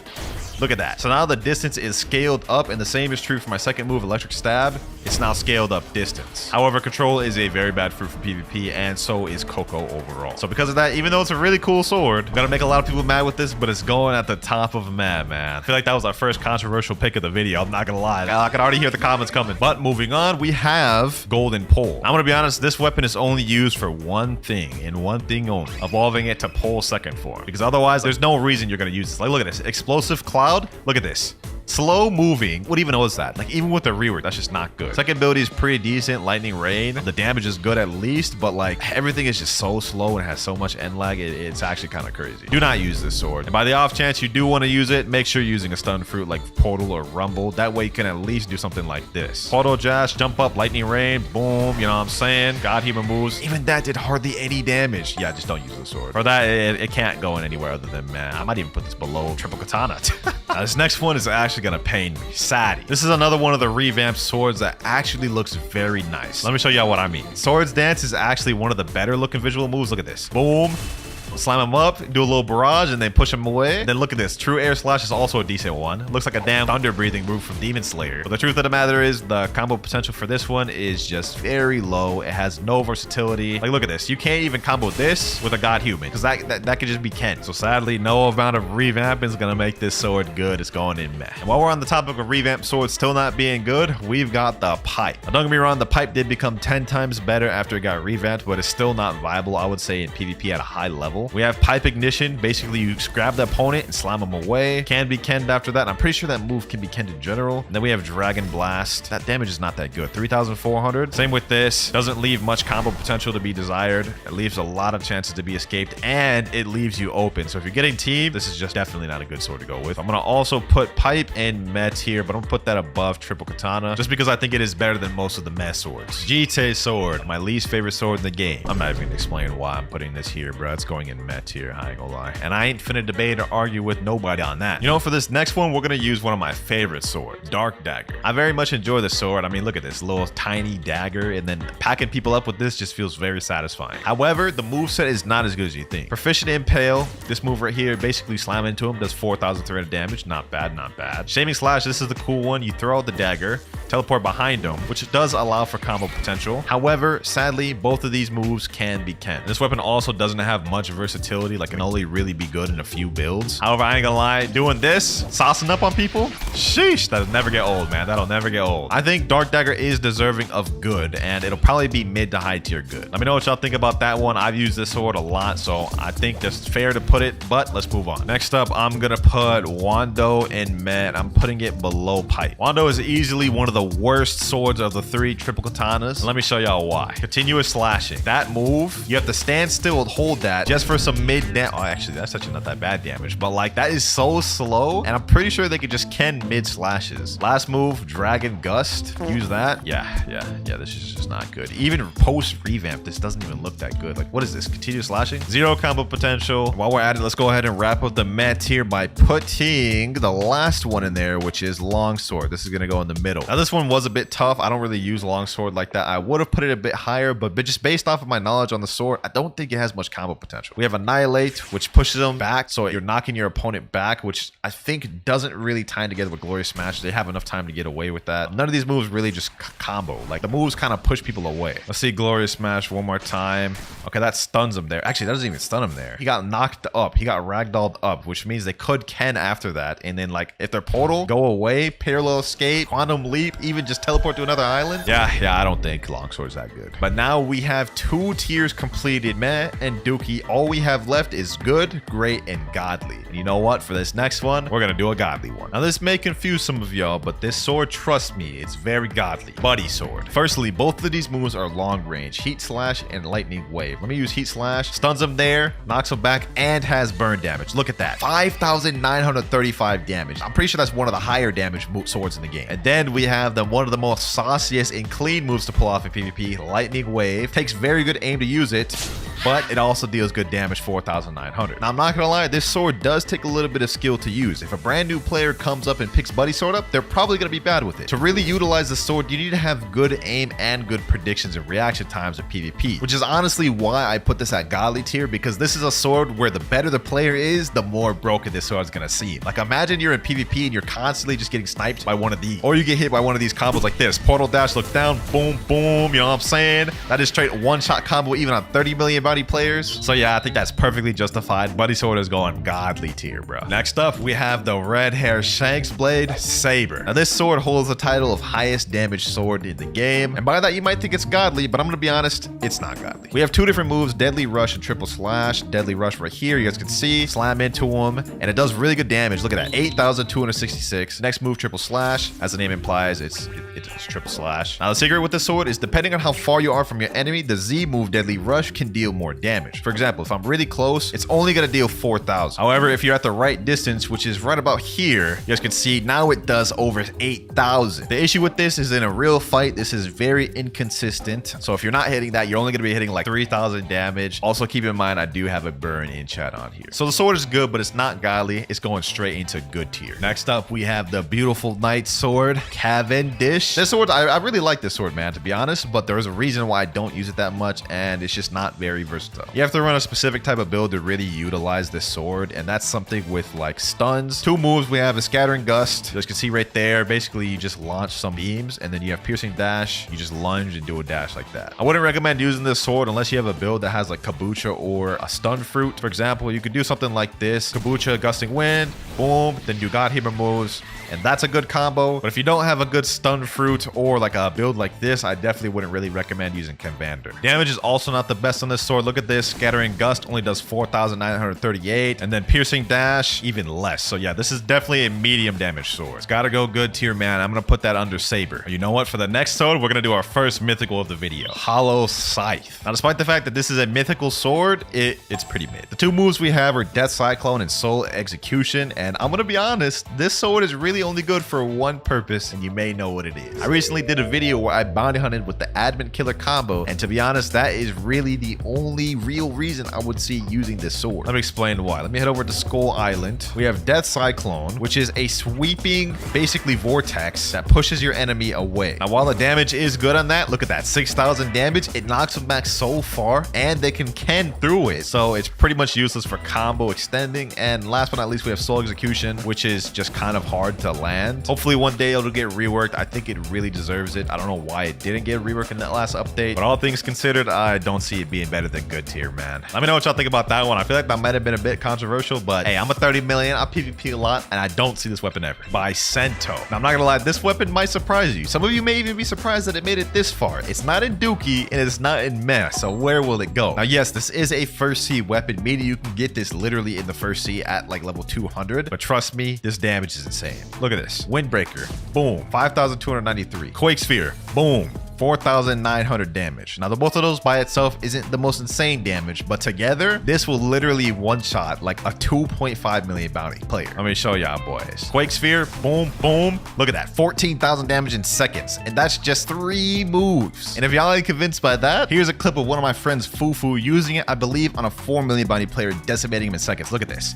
Boom, boom, hit him there, 4 moves, bro's already dead. So, hey, man, I ain't saying Bisento's godly, but I'm saying don't sleep on it. It's going in the middle of good, bro. Next weapon we have is Fox Lamp. Brand new weapon that just dropped when the Kitsune Island dropped. Bro, I'm trying to speak. All right, bro. Anyways, y'all get the points. The newest weapon that just got added to the game, and it's not as good as you think. Now, in terms of effects, this is beautiful. Look at this. Scorching Azure, a ring of fire. You smack it at that boy, and it stuns him for a very long time. Only issue, that move can be Ken. Second move, Infernal Firestorm. Look at this. Boom. You smack him with the fire, slam him up, and only issue, that can also be Ken. This sword has no no combo starters effectively, and the moves have a decent amount of end lag. So in a public server, especially if you're getting jumped, this is not the weapon to go. However, this is very good for specific builds such as Quake, Kitsune, and even Portal. I'm not saying the sword is bad by any means, but I do think it belongs in the good tier. I feel like you could argue it being in great, but it's definitely not godly. Next up, we have Gravity Cane. Do I even need to say anything with this sword, man? Let me just show y'all this real quick. Go up to your enemy, gravitational pull, boom, hit him with this, got human C, and that is a straight one-shot combo right there. Gravitational grasp pulls him and breaks Ken through it, which allows him just to like start everything. So that's a crazy combo starter. Lunar Blitz can be Ken during the slam. It can't be Ken during the little slashes, but that's your last move of the combo. So by that point, they're already almost dead. So if you hit that gravitational grasp, they literally have to hold like a 14,000 damage combo no matter what. This sword is going straight godly, bro. I do not care what anyone says about that. Let's do another first C sword. Soul Cane, perfect. This is an interesting one as this is a very high skill ceiling sword. You typically only see Soul Cane going by with one build, and that is the skilled Superhuman, Rumble, Soul Cane, and Acid Rifle build. The main attraction of this sword is the first move, Soul Beam. You hit him like that, and it stuns him long enough for you to basically be able to do whatever you want, to be honest. Low-key kind of broken if you're good at aiming. Pretty sure it can be Ken though. I'm pretty sure both of these moves can be Ken. I don't know for certain, but I do know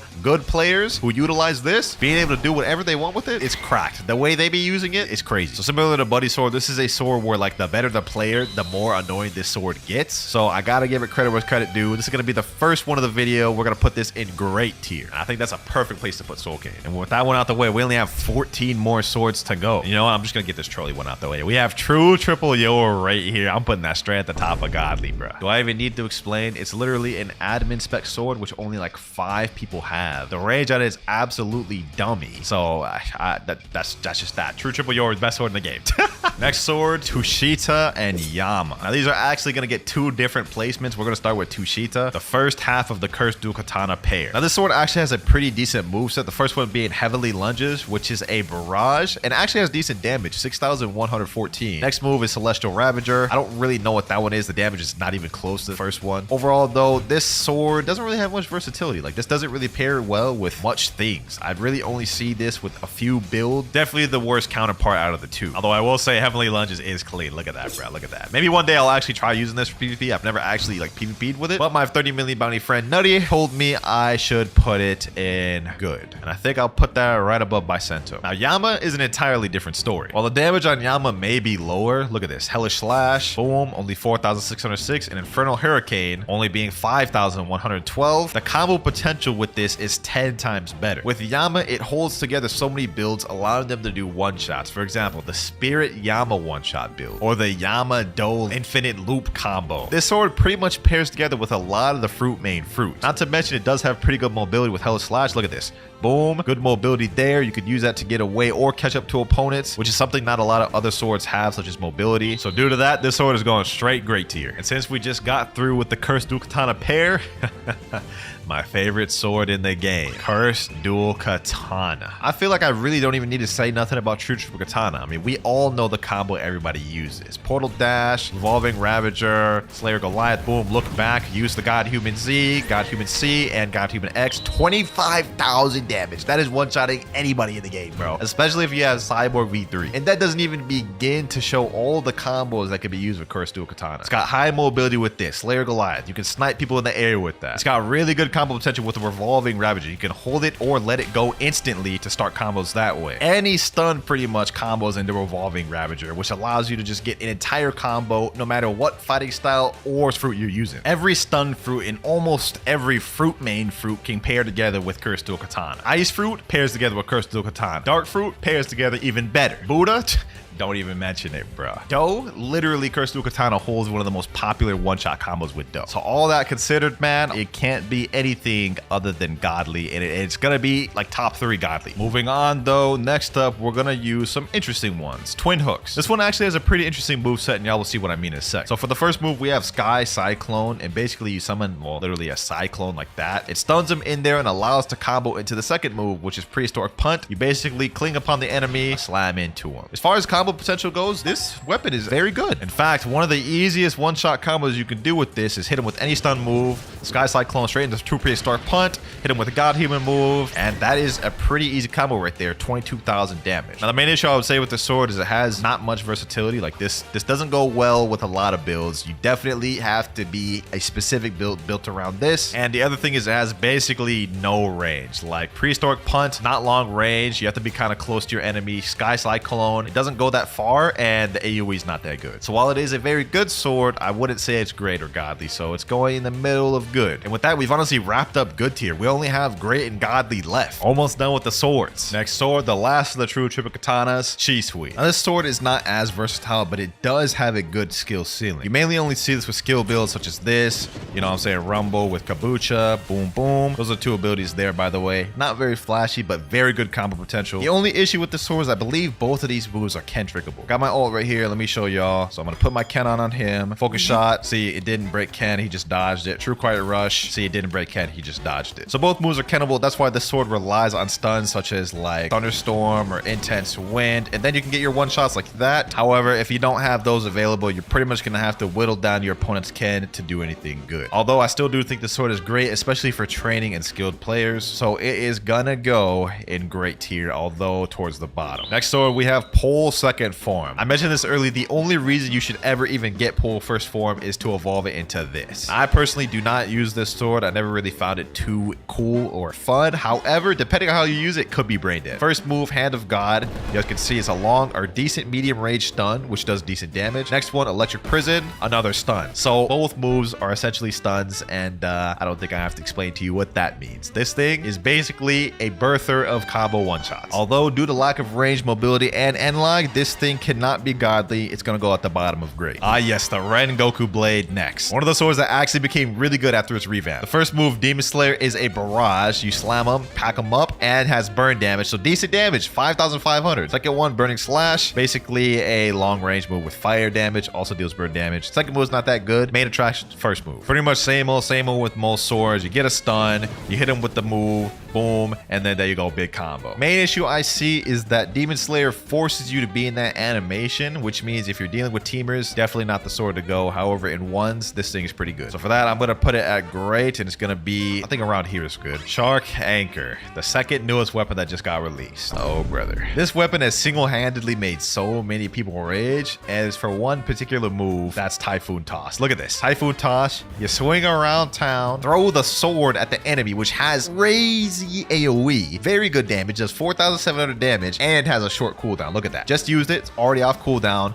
Boom, use it again. Second move allows for crazy combo potential, Armor Breaker. You go up to the enemy, boom, slam them up, which allows you to directly use your fighting style move. Another plus to this sword is that both moves actually break Ken. Let me show you. Let me go on my ult over here. Let me turn Ken on. Typhoon Toss, only the explosion breaks Ken. You guys can see the explosion took him out of Ken. Put Ken back on my ult. Armor Breaker also takes him out of Ken. Both of these moves, Typhoon Toss and Armor Breaker, can be combo starters or combo enders. And Typhoon Toss is just a spammy move you can just throw out literally at any time. Really not much bad about this sword, bro. It's damn near perfect in every way. It's going in godly. Behind Course Dual Katana. And only 5 swords remain. Dark Blade, Dragon Trident, Midnight Blade, Spiky Trident, and True Triple Katana. And next up, we're gonna go with Spiky Trident. I'm not gonna lie, this is a very versatile sword. It can pretty much go with like almost every fruit in the game, bro. For example, Flame, Spiky Trident is perfect. Ice, Spiky Trident is even more perfect. Sand, perfect. Dark, perfect. Light, perfect. Rubber, literally the best combo with rubber. Like it literally pairs together with 90% of fruits in game. Only issue is the main combo starter move, Spiky Trident pull,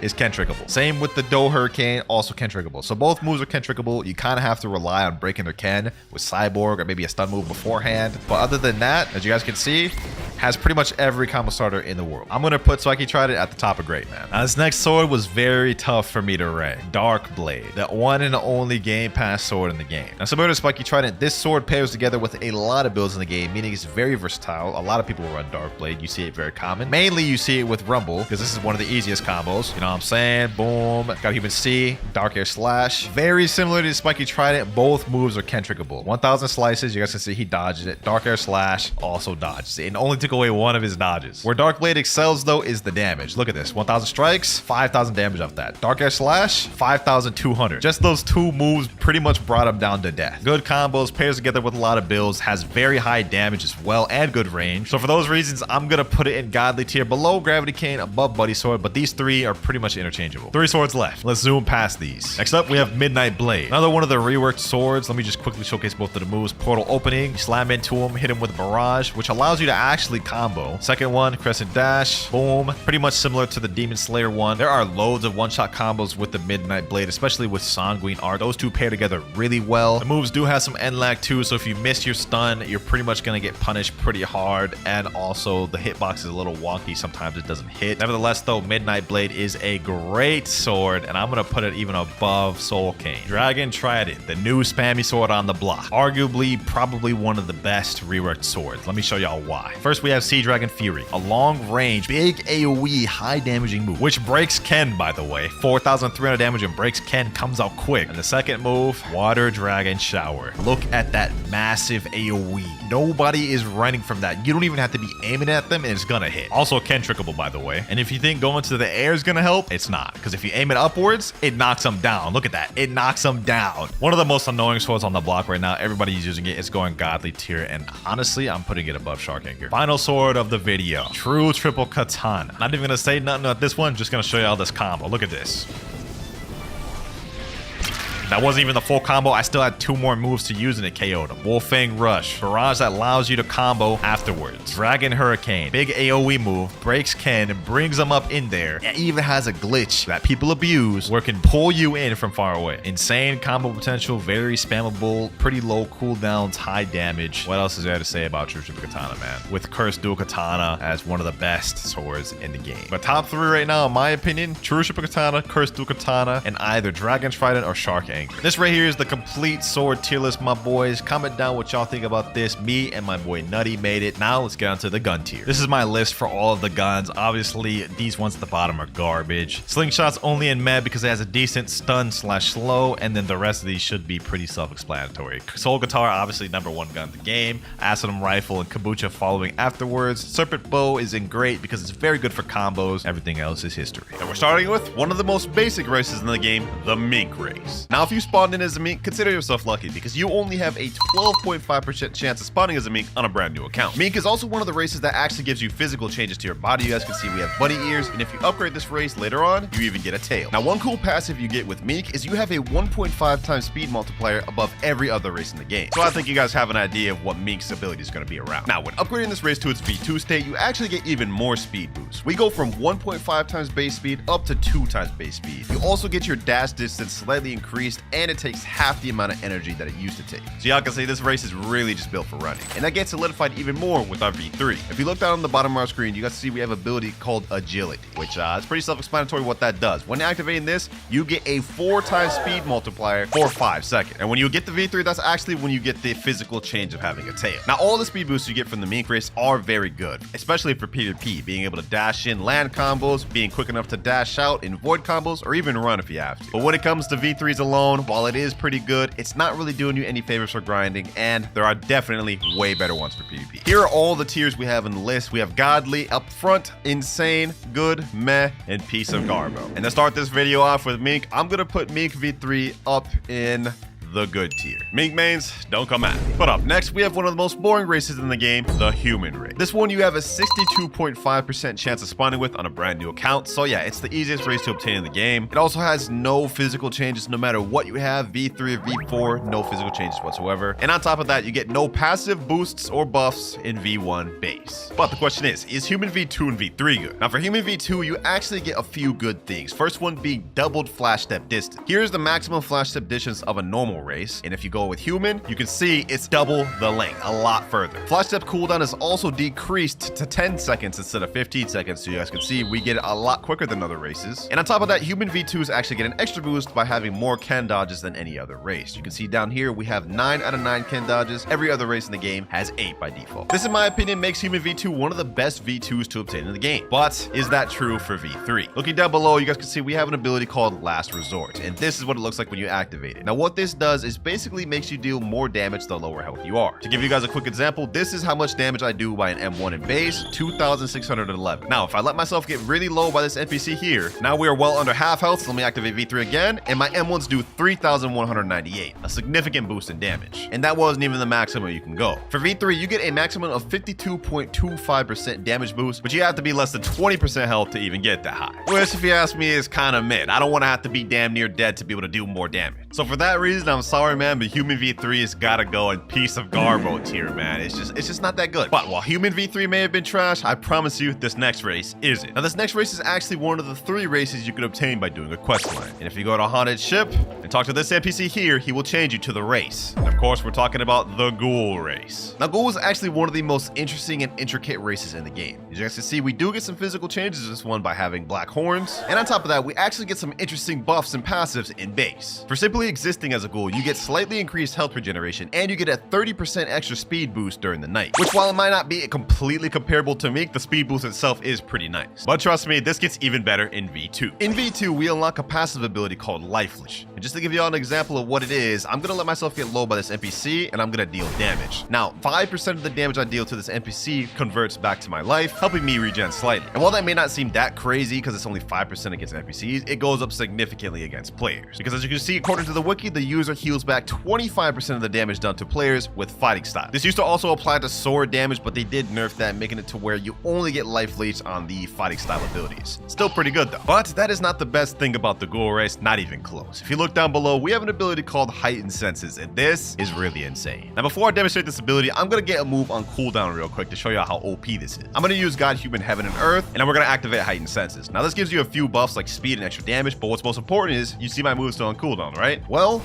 we're able to still use it. That's exactly what Heightened Senses does. It lets the player use moves when at 40% cooldown, and this includes M1s or any cooldown in the game, making this honestly one of the best V3s in the entire game for PvP. Just imagine this scenario, boys. You're in the middle of a PvP match, you have no cooldowns, right? You wouldn't be able to fight back normally, but with Ghoul V3, now you can use abilities when they still have 40% cooldown left, basically making you have double the amount of moves coming out as your opponent. And this also applies for grinding. I mean, more moves coming out equals more damage. How's that a bad thing for grinding? All of these factors considered, in my opinion, makes this race go straight up in godly tier, man. Top 3 V3 in my opinion. And if you disagree with that, let's debate about it in the comments below. Now, moving up next, we have the Shark race, which is one of the spawnable races that you have a 12.5% chance of spawning with. So once again, if you spawn in with this on a new account, consider yourself lucky. Now, one thing about the Shark race is when you spawn in by default, you actually get a passive that makes it to where you take less damage in water as a fruit user. And you also get increased swim speed, so you about to be Michael Phelpsing it out over here. Now, the V2 for this race improves that even further, because now we have full immunity to water damage as Delph user, and your base speed and swim speed is also increased. And just to demonstrate, I clearly have the portal equipped right now, but when I go in water, I take 0 damage. I mean, we're not even taking an inch of health, which makes this for sea exploration and farming actually the best race to use as a Delph user, which is just the tip of the iceberg for how broken this race can be. I mean, those are all cool passives, but when it comes to our V3 ability, Water Body, this is the reason why you'd want this race. Just to give you a clear-cut example how good this could be, we're heading to 3rd sea. These are some of the highest level NPCs in the game, and you guys can see they deal a lot of damage to me. But when I activate Shark V3, the damage is significantly reduced, by 70% to be exact. So I think you can see the trend with Shark race. It's all about defense. Defense in the water and defense with the Water Body ability, which honestly makes this race really sought after for PvP. I mean, if you're just straight up getting one-shot comboed, all you have to do is just activate V3 to make them deal way less damage.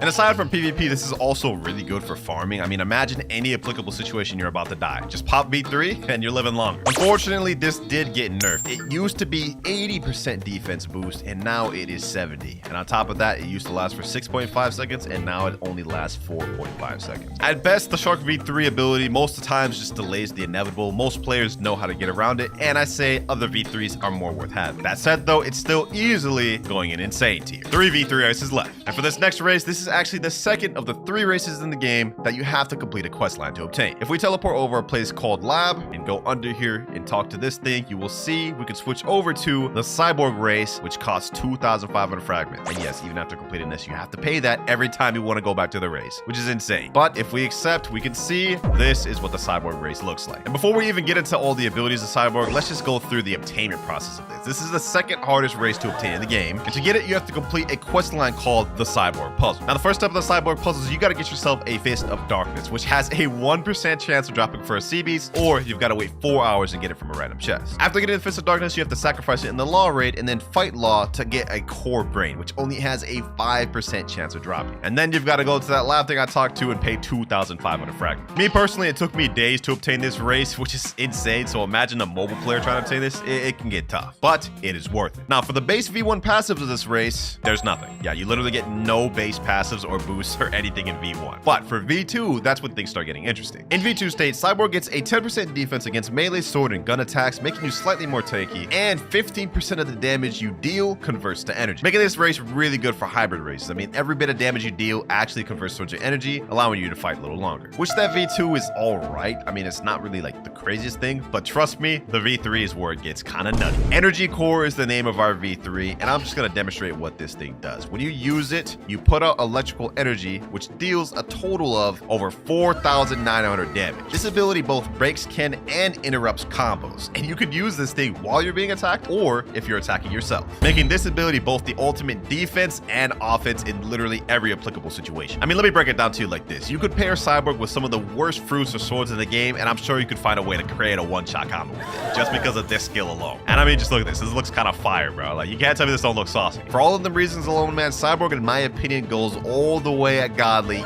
even above Ghoul. Now, up next, we have one of the most hated races in the game, which you will see why later, the Angel race. Now, this, of course, is one of the spawnable races in the game, and just like the other ones, you have a 12.5% chance of spawning on this from a brand new account. Obviously, for this one, as being an angel, we get wings that upgrade and get bigger the more you upgrade your race. And as for any base passives or boosts, it's kind of boring. All we get is jump height is increased in base. That's literally it. It's kind of mid. But for Angel V2, it also doesn't get better. Literally, for Angel V2, all we get is both extended double jump, and we get 11 air jumps instead of 10, which I guess is useful in some situations, but it's also not that good. However, looking down below, we have an ability called Heavenly Blood, which is our V3 ability, and this is where things get a little better. Now, to put this simply, I'm gonna let myself get low by this boss right here. He's got me down to 9,300 health now, and I'm gonna activate Heavenly Blood, and you can see my health is increasing significantly. This lasts for 4.5 seconds, and yeah, it's pretty self-explanatory what this is. Basically, for 4.5 seconds, you can heal up to 14% of your maximum health and 10% of your maximum energy. Mainly good for PvP, to be honest. I mean, it really promotes kind of running and spamming. I mean, like, imagine you're low, you could just hit this, V3, kind of run away, come back when you're healed up, and then rinse and repeat. Which is why I said this is honestly one of the most hated races, because angels kind of have a reputation for running and healing. This, however, just got nerfed like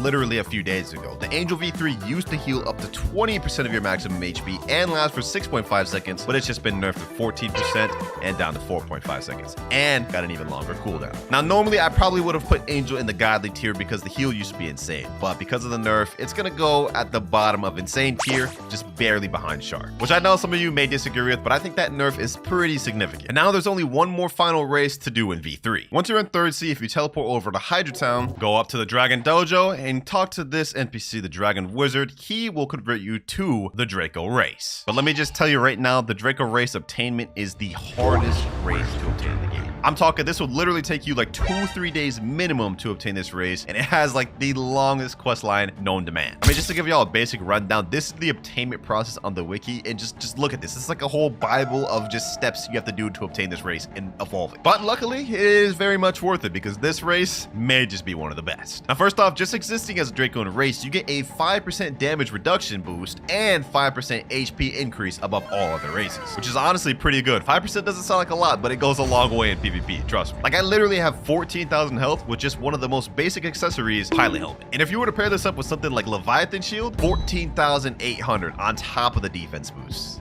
It's actually kind of insane. But let's get into the V2. Now, for the V2, you get a speed boost. You also get a dash boost. Your dash goes further distance, and you get 2 more things. First one being, if you jump a few times and hold space, we get a flight. This only goes goes straight up. However, you can't really glide down like Angel V4. So this is kind of like Angel V4 flight from Wish, but it's honestly pretty good. I mean, like, this is the most unique V2 we have in the game. And as for that last thing we get in V2, our flash steps are now changed and deal damage. Look at that, over 3,120 damage just from our flash step. So we basically get an extra move, and that isn't even the best part about this race. Down below we have Primordial Rain, and this V3 gets kind of crazy. Now this V3 is a bit complicated, but let's try to simplify it. So whenever you press it, you summon a large AoE which buffs you and debuffs enemies. For me, it gives me a 15% damage and speed boost. Towards enemies, it gives them a minus 15% speed debuff. So they get slower while you deal more damage. And it lasts for 10 seconds and even buffs ally. But that isn't even the best part about this move, ladies and gentlemen.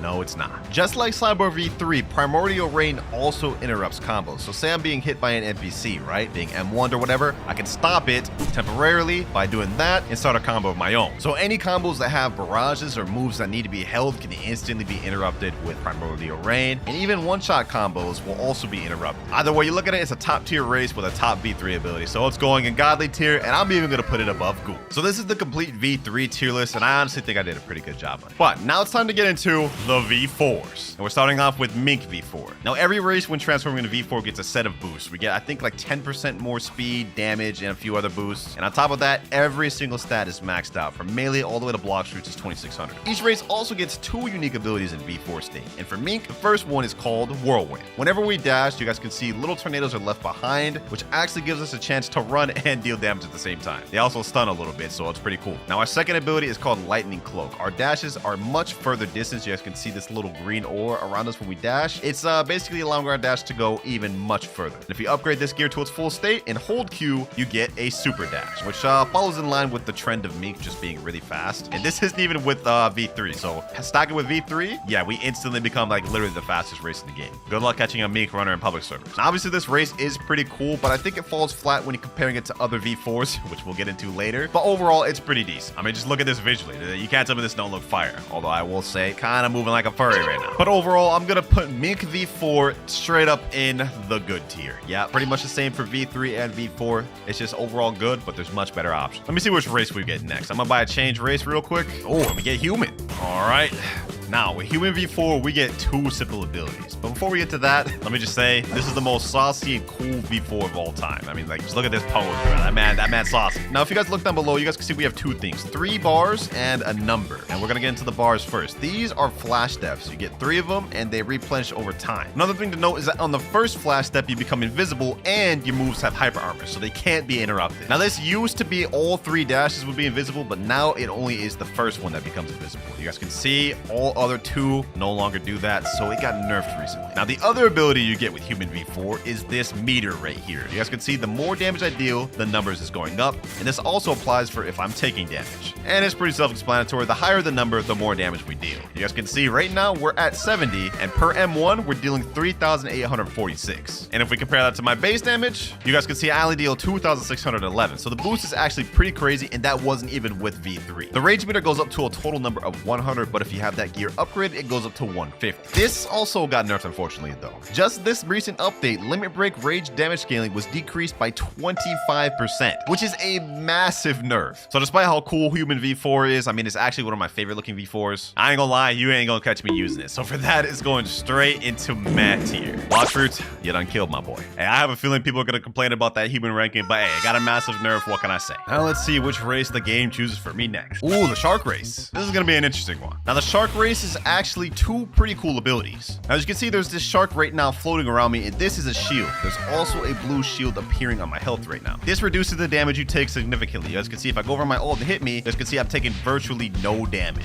And this can be stacked with V3 as well, making you for a short period of time take near 100% reduced damage. This ability is called Leviathan's Arm. As you guys see, the more damage I deal to my opponent, the more the shield regenerates. This ability alone honestly makes this one of the most annoying things to deal with in public servers because, I mean, Like, you're gonna be dealing damage, and if he has V3, your entire combo just gets negated. In my opinion, the most annoying part to deal with is the second ability, Whirlwind. Whatever damage I deal to an opponent, it slows him. You guys can see there's this little water effect at the bottom of him. The more I hit him, the stronger the slow gets. Now there's an entire whirlpool on him, and if we go over to my ult account, you guys can see I'm moving significantly slower. This lasts for a while, and you can keep hitting him constantly to make the slow last pretty much as long as you want it to. Fighting against good Shark V4 users is really annoying, but that said, there is better V4s in the game, but due to how the abilities are, in my opinion, it's gotta go insane. 4 more races left, but for this one, I'm spinning the wheel to see which one we rate next. And we get... ooh, the Draco race, the newest race in the game. Now, as for the Draco race, it has some pretty unique abilities to it. First of all, upon activation, there's this massive circle, and I don't even have this thing fully upgraded, so it gets even bigger. Pause. But for our first ability, we have Thornmail. Now, put simply, what Thornmail does is it reflects 45% of the damage your opponent does to you back to them. I'm dealing damage just by being hit right now by this NPC. And if you upgrade this gear fully, it reflects up to 64% damage back to your opponent, which already alone makes this one of the most insane races in the game. And that's not even it. For our second ability, we have Calmetic Field. Basically, whenever you deal damage to an enemy, it summons orbs around them. And if you hit them 3 times, it explodes. And basically, this applies to anyone in the area of your circle. So let's say I gathered all these NPCs here. I'm fighting all of them. Boom. Look at that. 23,885 damage spread across everyone in the circle. So not only are you reflecting damage your opponent deals to you back to them, every bit of damage you do in your combos gets rewarded even more damage because of the orbs. And this also is really good at repelling teamers because whoever's in your AoE is also going to take damage from the orb. So it forces them to have to spread out. And if that wasn't enough to convince you how cool this race is, I mean, just look at this, bro. Look at this pose, bro. This is straight just ore right here. Literally. Not much to say else about this one, man. Draco V4, straight godly tier. I ain't debating with anyone on that. Now, for the next race, okay, Cyborg. Okay, that's fire. Now, for the Cyborg race, first of all, just look how saucy this pose is. Like, look at this. We have purple auras. We get that nice little glowing wings in the back. Sheesh. Can't tell me it don't cook. Now, the Cyborg race is actually not that complicated. We have 2 abilities, and the first one is called Energy Core. And to demonstrate this, I'm going to teleport to Chocolate Land. Now, basically put simply, what Energy Core does is it deals orb damage to players nearby, which is actually kind of similar to Draco V4, except kind of better. To put simply, you damage one, you damage them all in the nearby area, which automatically makes this the best thing for grinding and for jump combos in PvP. Just like the Draco race, this forces them to have to spread out because if you attack one, you're literally attacking them all. Oh, I just died? Okay. Well, I guess I'm trolling. All right, we're back at V4. Now, another thing this actually gives if you upgrade it to full max is what you saw right there, super jumps, which makes this, honestly, in terms of speed, low-key competing with Mink V4. It's gonna be honestly really hard to catch anyone that's in Cyborg V4. And there's actually a glitch you can do to make the move even stronger. So you pair Cyborg V4 with Skull Guitar, do a Soul Guitar M1 as soon as you jump, and look at the distance I just got flung. Yeah, good luck catching a Cyborg user in public servers. Now, the last ability this actually has is called Aftershock, and basically it applies damage. You guys can see that little thing lingering there, which basically does damage over time and deactivates Ken. So we have 2 Ken breakers, V3 and Aftershock. Not really much else to say about this race, man. I mean, it's pretty self-explanatory. Being able to hit multiple enemies within a small radius is just busted. I don't really know what to tell you if you don't agree. Like, look at this.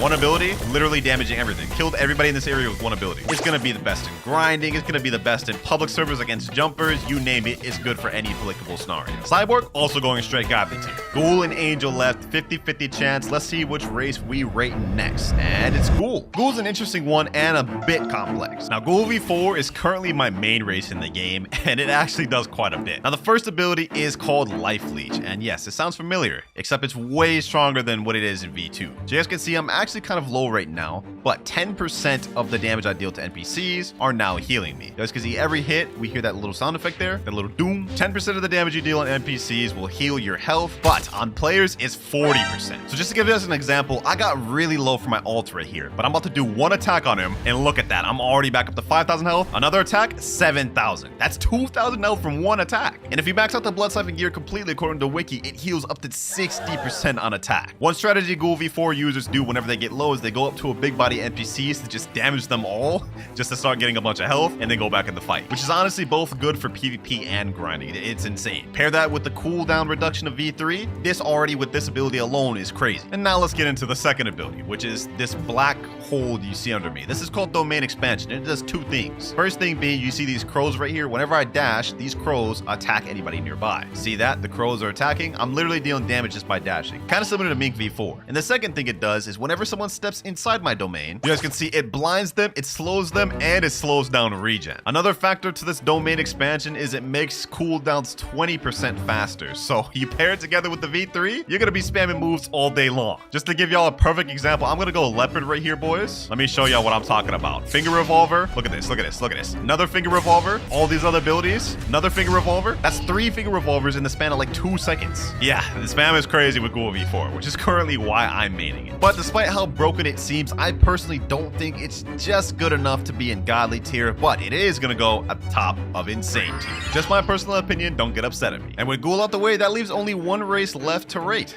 the Angel race. Let me go ahead and get my V4 bar real quick. Now, Angel V4, one of the most annoying races to deal with. Now, first off, we have Prince of the Skies, the first ability. And as you guys can see, this pose looks pretty fire. We get extra wings and everything. And y'all about to see what Prince of the Skies does. If you jump up and hold space, we can levitate in the air freely if we want. And also, if you jump higher and hold Q, we can glide down, fly up, and run around. This is why I said Angel is one of the most hated races in the game. Commonly in PvP servers, you'll see people do this, heal, and just run away. Now, the secondary ability of Angel is called King's Rule. You guys see this little aura on the ground beneath me? Well, when you go up to somebody, it brings them to their knees, stuns them, and slows their regen. Also deals a ton of damage. Look at that. So let me give you a realistic scenario right here. I'm just an Angel V4 chilling right here, right? Someone comes up to me, stuns me, thinking they're gonna start a combo, but I interrupt their combo instantly because my King's Rule stuns them, and I get an opportunity now to combo them back. This is why Angel V4 is so annoying to deal with. It pretty much negates any combo or fruit that forces you to have to be up in people's faces. And couple that with the fact that you could run away at any time and just swoop back in and combo them. Hey, this makes this easily one of the best races in the game, both for grinding and PvP, to be honest. Because I mean, just look at this. Against bosses, you could just straight up stun them and just deal with them this way. It makes boss farming so easy. Look at this. He can't even do anything, bro. He can't even do anything. He gets stunned every second. Easy work. Easy work. Look at this. One of the strongest bosses in the game about to be dead in literal seconds with ease. Just like that. Now for Angel V4, it can't go anywhere else other than straight godly tier, and I'm actually going to put it above Cyborg V4. Now you could argue that Cyborg is better than Angel, but I feel like Angel is more consistent in 1v1s, whereas Cyborg is better for when there's a bunch of people. But this right here is the complete V4 list along with the complete V3 list. In my opinion, I'm putting Draco in first place, Angel in second place, and Cyborg in third. Comment down anything you may disagree with, but I personally feel like this is a pretty accurate tier list. And for the tiers, we have godly at top tier, great tier, good tier, meh tier, and D tier. Matter of fact, hold on, let me change that to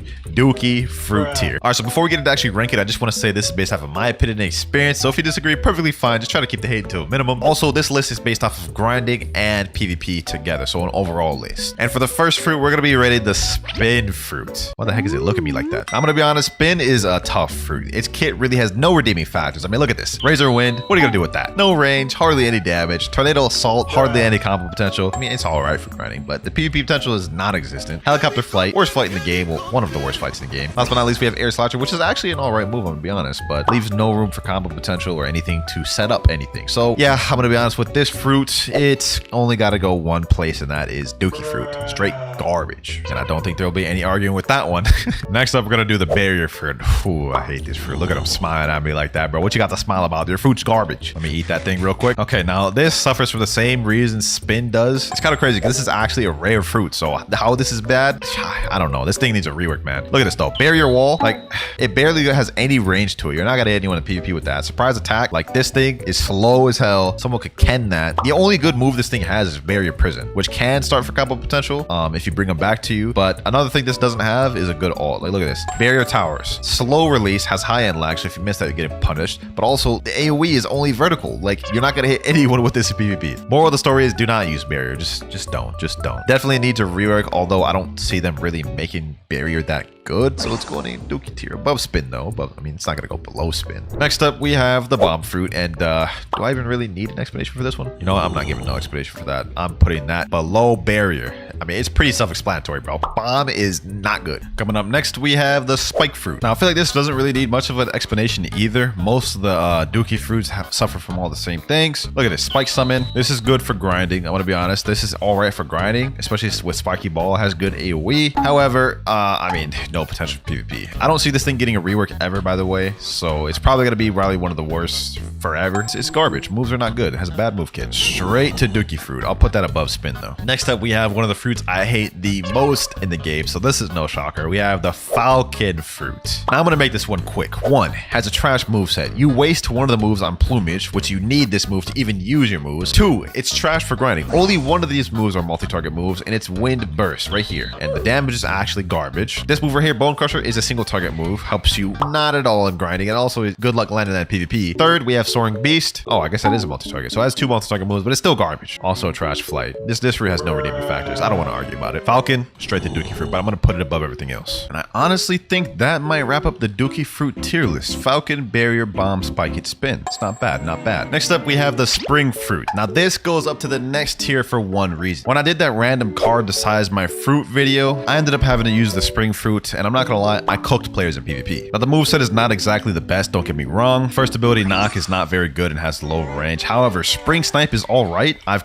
sniped some players with that. Spring cannon is not bad. You're gonna have to set that up though to land this. You guys see right there. But the thing I like most about this is the spring leap right here. It's actually a really good mobility. You guys can see I went pretty far with that. And then spring emperor, which is this. You guys can see right there, spring emperor. It's like a big AoE which just hits multiple things. So for grinding, obviously this is worse than even the dookie fruit tiers. But for PvP, this actually has some solid potential. And for that is why I'm putting it at the bottom of meh tier. Next up, we have the chop fruit, boys. This one I'm also gonna put into the meh tier, and it's actually a little bit better than the dookie fruit tiers. I'm about to explain why. All right, so since this is the chop fruit, anytime you fight a sword main player in PvP or sword NPC, you're not gonna be able to be hit. So this actually makes it decent for grinding throughout the first seed, because it's almost like you have a Loki dodge. And since a lot of players in PvP use swords, it makes it a decent viable option for a counter pick. However, though, the moves are still garbage. I mean, look at this: tackle, garbage; dance, like no one's gonna let you hit him with that; and then party, it's kind of like rubber barrage, I guess, a little bit. It's just not that good, man. Damn, this is a worse flight than spin. Wow. Literally the only reason this got to where it was is because of the passive, that you can't be hit by swords. That's it. The moveset is it's worse than some of the dookie fruit ones. Next up after that, we have the smoke fruit.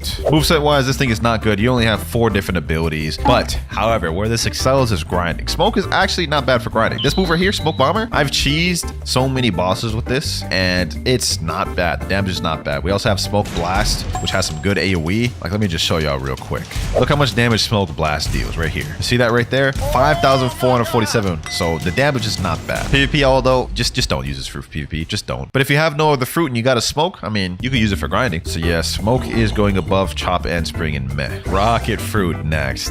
Yes, this is 10 times better than Kilo was. I'm not gonna lie. Now rocket, I'm gonna be honest, it's quite a bit better than some of the other fruits with dookie fruit. Missile fist is actually a long range, not bad ability. Airstrike is also not that bad of an ability. It's got a cool third move as well, rocket crash, which I guess is kind of the ultimate. You know what I'm saying? You can catch a player who's lacking with that. Good AoE as well. Overall, it's not that bad. Would I use it? No, but it's 10 times better than Kilo was. Still though, it is gonna go at the bottom of meh. All these other ones are better. Coming up next, we got the diamond fruit, boys. Now diamond for me is a bit interesting. Reason why is you have this move right here in crust, which gives you a pretty good damage reduction for PvP, and that's the only reason really I put it on this high. It has absolutely no grinding capabilities. I mean, look at this beam and tackle. Like that did literally hardly any damage. I mean, it did half his damage, but if you're grinding, you're not gonna do that much because you have no max fruit stat. Diamond hail is an alright ability in PvP because it's long range. Solar flare is also alright, does good damage, has a little bit of stun there too, but the main factor is the damage reduction with this. I've never personally ran into a good diamond user, but for what it is, it deserves at least above dookie fruit. So I'm gonna put diamond above the rest in meh. Now this next take, this one might make a lot of people mad. The rubber fruit right here. It's going in meh. It's going to the top of meh. Now before you get all upset, let me explain. So for grinding, first of all, just don't use this fruit for grinding, bro. It might noob to max, but every 2 hours I eat new fruit. Grinding was horrendous with this. The only really good move for grinding you have is rush. If you gather up a bunch of NPCs and do this, you're gonna be able to do some damage. Other than that though, you know what I'm saying, it's not good for grinding really. Now for PvP, it is solid for PvP. You counter rumble users. You can't be hit by guns. So you would think this is like probably like one of the best PvP fruits, right? Wrong. The main combo you have in PvP is something along the lines of this. Spiky Trident Trident pull into the rush combo, which can be straight comboed if you're going against a Cyborg V3 user. They can also Ken it. The other abilities I feel are just not as good. I mean, Smash is a good ability.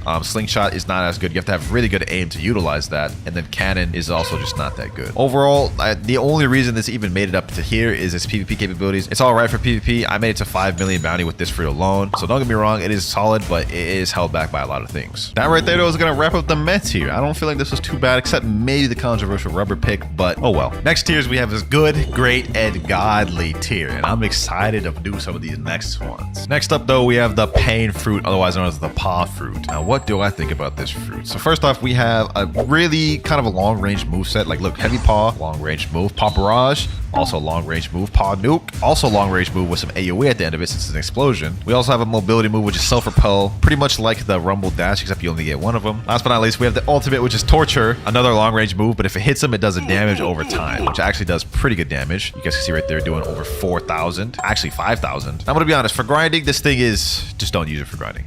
I do not recommend using this for grinding. I'm gonna be honest. PvP though, it is all right. It is all right. You can do combos like this where you do like Spiky Trident pull, boom, pop barrage, you know what I'm saying? Combo like that. And that's a good combo to use in PvP. I'm gonna be honest, with paw, it's gonna go at the bottom of good tier. Simply because it's pretty much getting elevated just because of its PvP capabilities. It is good for PvP, I'll give it that. Grinding, don't use this for grinding. Let's go with an interesting one next. The spirit fruit. Ooh-wee. Where to start with this one, man? Where to start with this one? All of these moves pretty much lead to a combo, except the Frostfire Grasp. Frostfire Grasp, it is a stun ability, but it has too much Enlight to combo off of it. However, you have this one right here, Wrath of Shu, which directly leads into the ultimate right here, which can lead into a Spiky Trident pull and a whole combo there. So it's got combo off of combos off of combos. You also get buffs. You guys see this little spirit bar right here. If you tap it while it's on the blue side, you get speed / health buffs, like so. You guys see right there. If you tap it on the red side, it summons monsters, which deal damage, stun. This fruit honestly is top tier. It's one of the best for PvP in the game. If you sleeping on it, I suggest you learn it because this fruit is busted, man. Now for a fruit like this, there's nowhere else it deserves to go other than godly, and it's gonna go to the top of godly tier. Like not the very best, but it's definitely top 3, and I will argue with any of y'all to that on the grade. Next up, we're gonna do the control fruit. Now control is an interesting case because it's not good for both grinding and it's also not good for PvP. For PvP to even use any moves, you have to activate this control area, which, you know, you're not able to use any abilities while you use that, so you're literally a sitting duck when you're trying to activate the room. The moves themselves are not that good. This is levitate.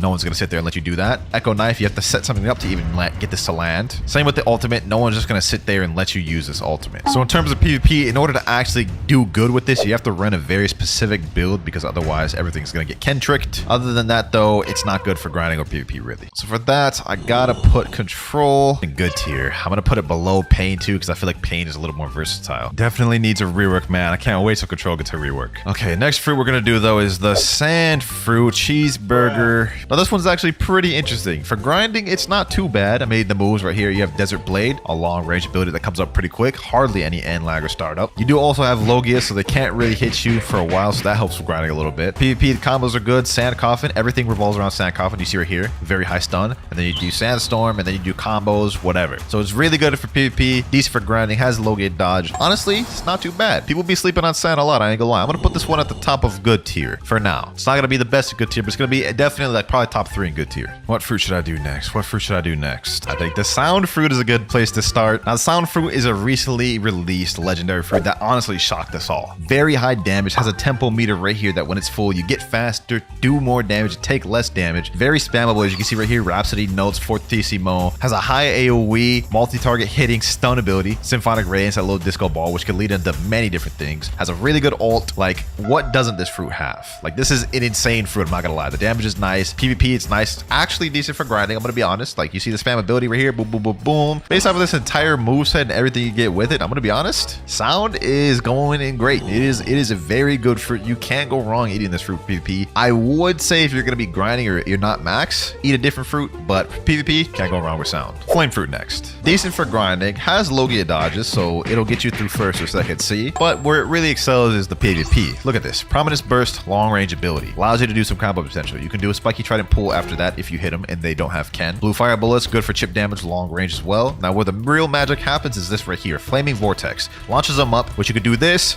boom, you know what I'm saying? Do Spiky Trident, start any type of fighting style combo. It's really nice. So for PvP, I feel like people will be sleeping on this a lot. They may think it's worse than it is, but it's not half bad. And because of that, I have to put this towards the top of good. Gravity fruit next, our third mythical of the video. I'm gonna be honest, I'm not holding back on this one, boys. I'm not holding back. If you're a gravity main, you may get upset. Firstly, this moveset is actually terrible for grinding. Gravity push, it does have some AoE, but the damage is just not there. Gravity obeisance is a pretty good both for PvP and grinding. However, the damage also leaves something to be desired. Meteor pitch, that move is lacking both in PvP for grinding. And then meteor rain is all right for grinding, but it has a lot of knockback. So the chances you're gonna hit all those meteors are very low. Now, this is a stun fruit, so for PvP, it is all right. You could do combos like this, like Bloodbane Drain, Spiky Trident Pull, Gravity Obeisance, and this is a decent combo. It does good damage, right? But the thing is, there are so many other stun fruits that do exactly what Gravity does, except 10 times better. It 100% needs a rework, so because of that, I'm gonna put it in between Pain and Control. These three are pretty much one and the same. Alrighty, Quake next. Now, Quake is an interesting fruit. I feel like this is not that bad of a fruit. Maybe not for grinding. I wouldn't use it for grinding. It's just, it only has 4 abilities. One of them is a single target move, you can see right there, so not for AoE. Air Crusher, it is kind of a narrow AoE move. You can't really like turn it. It's not like big AoE. Special Shockwave is a nice move. Damage is not really there though. And Sea Quake, obviously, you know, it doesn't really do that much damage, I'm gonna be honest. Like, look at that, only 2,000 damage for that. Not that good. Now, where I feel this fruit really excels is PvP. I've faced good Quake users. They are a problem. The only issue with Quake is that every single move has really long end lag. So with this fruit, you have to be perfect. If you miss any moves, you're leaving yourself up to be punished. So while I feel Quake is pretty decent, I'm gonna put it above Pain and Gravity though. Hopefully, maybe one day in the future, we'll see a Quake rework. I think that'd be lit, because I do not think they did Quake that much justice in this game, bro. Whitebeard is stronger than that. Love fruit next. This one is interesting. Now, Love recently got a rework at the beginning of 2023, which honestly made it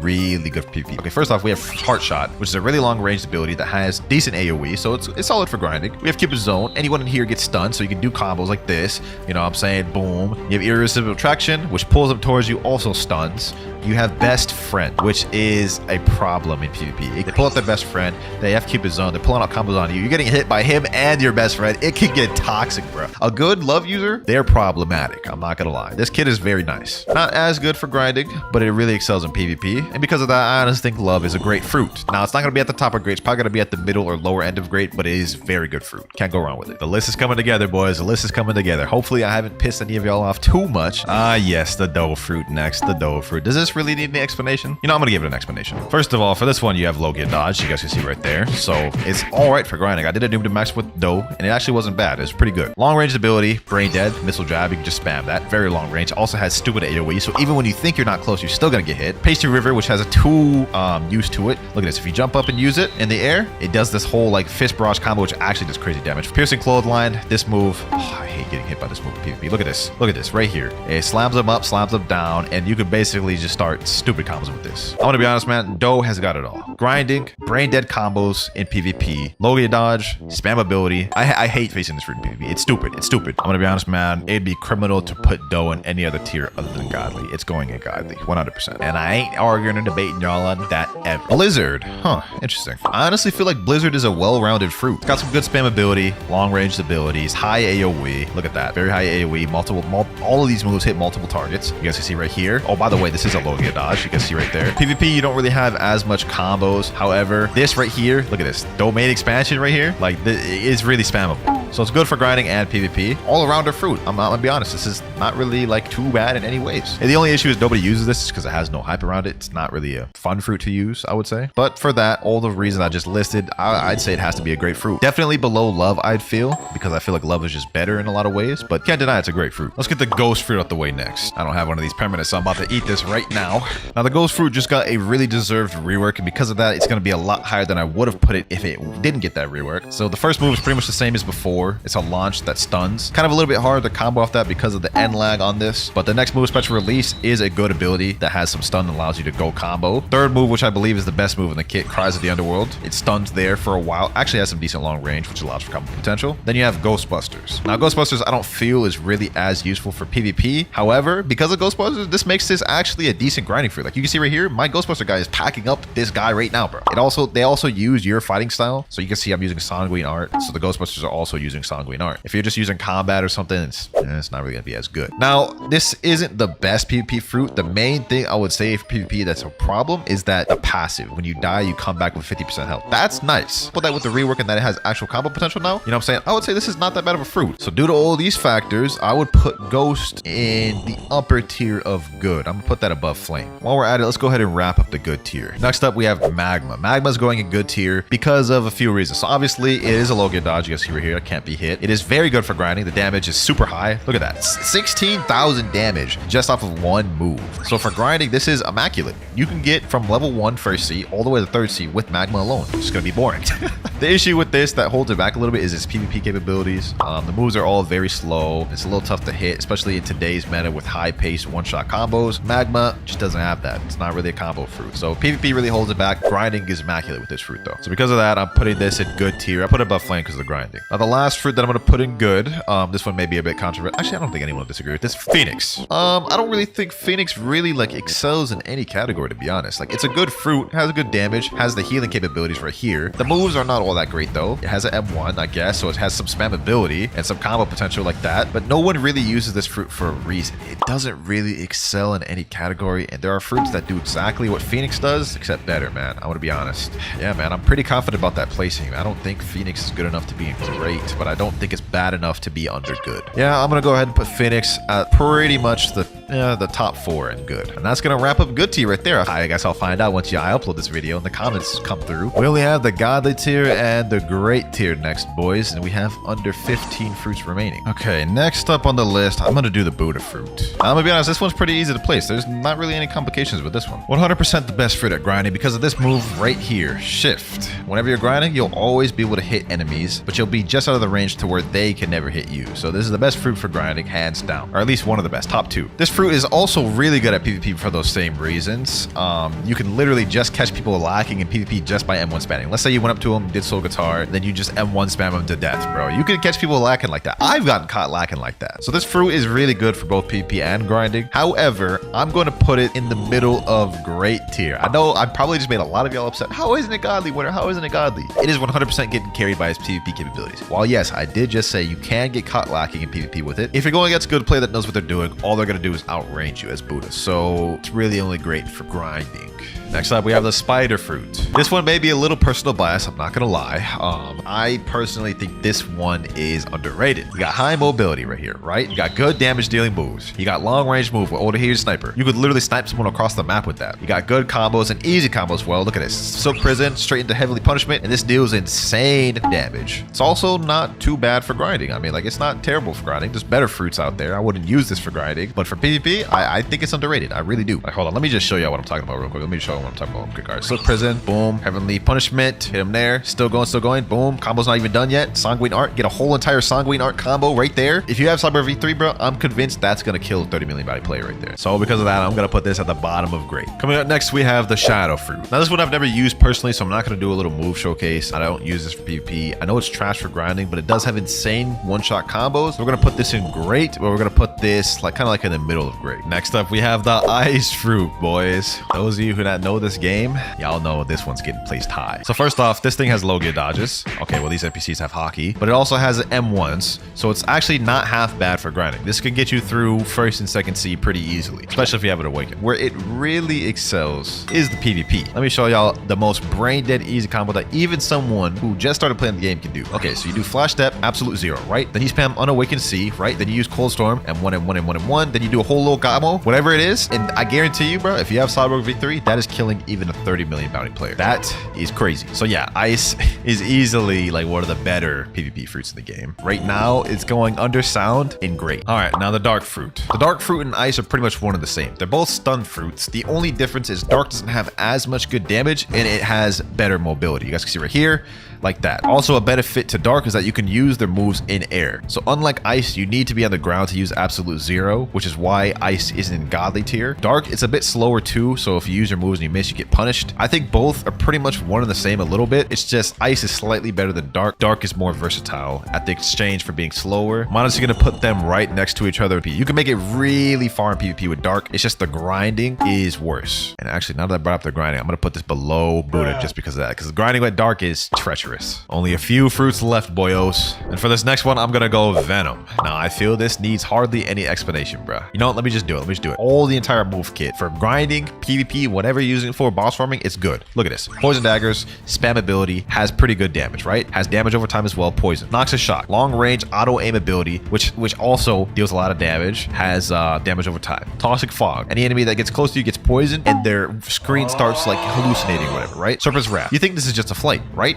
Wrong. Deals damage. So it has really long abilities, low cooldowns, so you can constantly spam it. One of these moves basically has auto aim. And guess what? To top it all off, you have a fury meter and a transformation. Let me show y'all. Transformation right here, right? And all of your moves have changed. Well, only 2 of them. So now Serpent's Wrath, you guys can see, it has 3 dragons floating around it, which when you use it, the dragons attack enemies nearby. Extra damage, right? Look at this. Toxic fog, big poison cloud, and anyone who stays in the middle of this is going to take a lot of damage. And to keep him in the middle of it, all you have to do is just use your moves, right? Keep him in there, deal tons of damage. I did a noob to max with Venom, and it was one of the easiest noob to maxes I've done yet. It's really good for grinding. It's definitely a problem in PvP. Whoever you run into with this, they're going to get annoyed, bros. They're going to get annoyed. For that, it can't go anywhere other than godly. Mammoth fruit next. Now, this kit is pretty good for grinding. I won't lie. You have this transformation right here, which makes everything able to be spammed. Where Mammoth kind of lacks is combo ability. The combos aren't really there. It's pretty much you just go in Mammoth form and you spam. And you also have long ranged abilities and, you know, good stuff like that. With Mammoth, even though it's really good, we're gonna say it's kind of tied with Dark. Next up, we have the light fruit. I want to make this one quick, right? Okay, so you have M1s with it. You also have Logia dodges, so a lot of NPCs are not gonna be able to hit you. Spammable moves, boom, you guys can see right here. A lot of moves can start a combo with it, you know what I'm saying? So easy combos. Light Speed Destroyer, you guys can see right there. Every move pretty much ties into each other almost. So it's very spammable, good for grinding, although I feel like there are just fruits that do what this fruit does, except better. Like, there are better spam fruits than light. So this is really good. We'll put it above dark even because it's better for grinding. Okay, that's the end of great tier. All these next ones below are above great tier. Let me order great tier real quick. So far, I feel like I've done pretty well in this. Like, I've tried to consider all aspects. My personal experience with grinding and PvP, I think we're doing good. Dragon next. Now, this is going to be liable to change very soon. Dragon is getting a rework very soon. Grinding Dragon is not that good. It's not the worst, but it's not that good. PvP is where it really excels. We got a super easy combo, one-shot combo I'm about to show you guys. Our shot Dragon Shower, Spiky Trident Pull, boom. You go like this,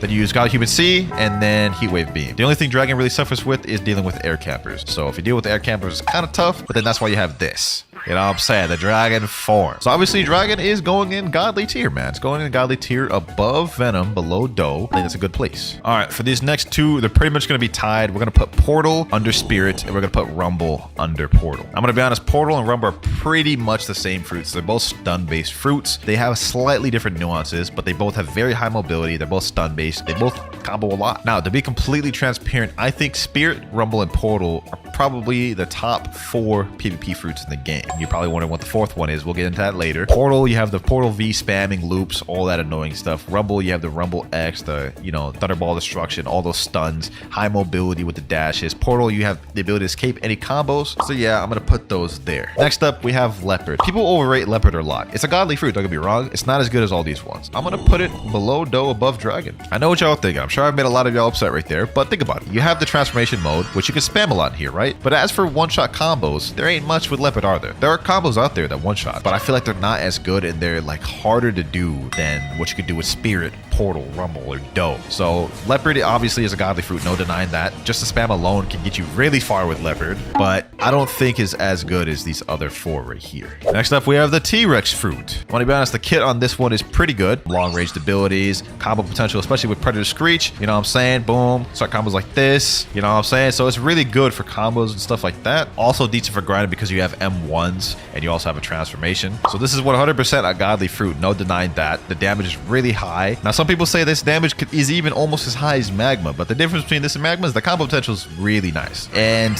I'm going to be honest, when you go in this transformation right here, it's deadly. So if you hit somebody, you see that icon above their head. If you run away from them, they take damage over time. So this is going to stop runners right in their tracks, boys. You also got some bird damage with this as well on top of the damage over time. I think it's a really good addition to the game. I really like it. I feel like T-Rex is honestly above Leopard, below Doe. In godly tier, all of these are pretty much around the same, just slight differences. Last but not least, though, we have Kitsune, and this is no-brainer. Kitsune is the best fruit in the game, man. I'm not even going to go into detail why Kitsune is the best fruit in the game. If you've ran into a Kitsune, or you've seen maybe some of the videos or some of the combos, you understand how brain dead Kitsune is, man. It is a problem to deal with. So yeah, that is our entire tier list completely finished right there. I honestly felt like I did a good job with this. I took a lot of time to think about the placements, and it all starts with the worst fruit in the game, Rocket. Now this fruit, you have 5 different abilities. First one being Missile Fist, second one being Airstrike, followed by Rocket Crash and Blast Off. And even though Rocket's one of the coolest common fruits in the game, it's not in One Piece at all. Because the closest ability to One Piece is by the user Baby 5. She uses the Buki Buki Nomi. You guys can see kind of like a Missile Fist she's using right here. But honestly, it's really just a bit of a stretch. Like, that's not even close to this. So for our first fruit, Rocket, I've got to put it straight in no similarities tier. But next up, we got the Spin Fruit. And as the name implies, everything revolves around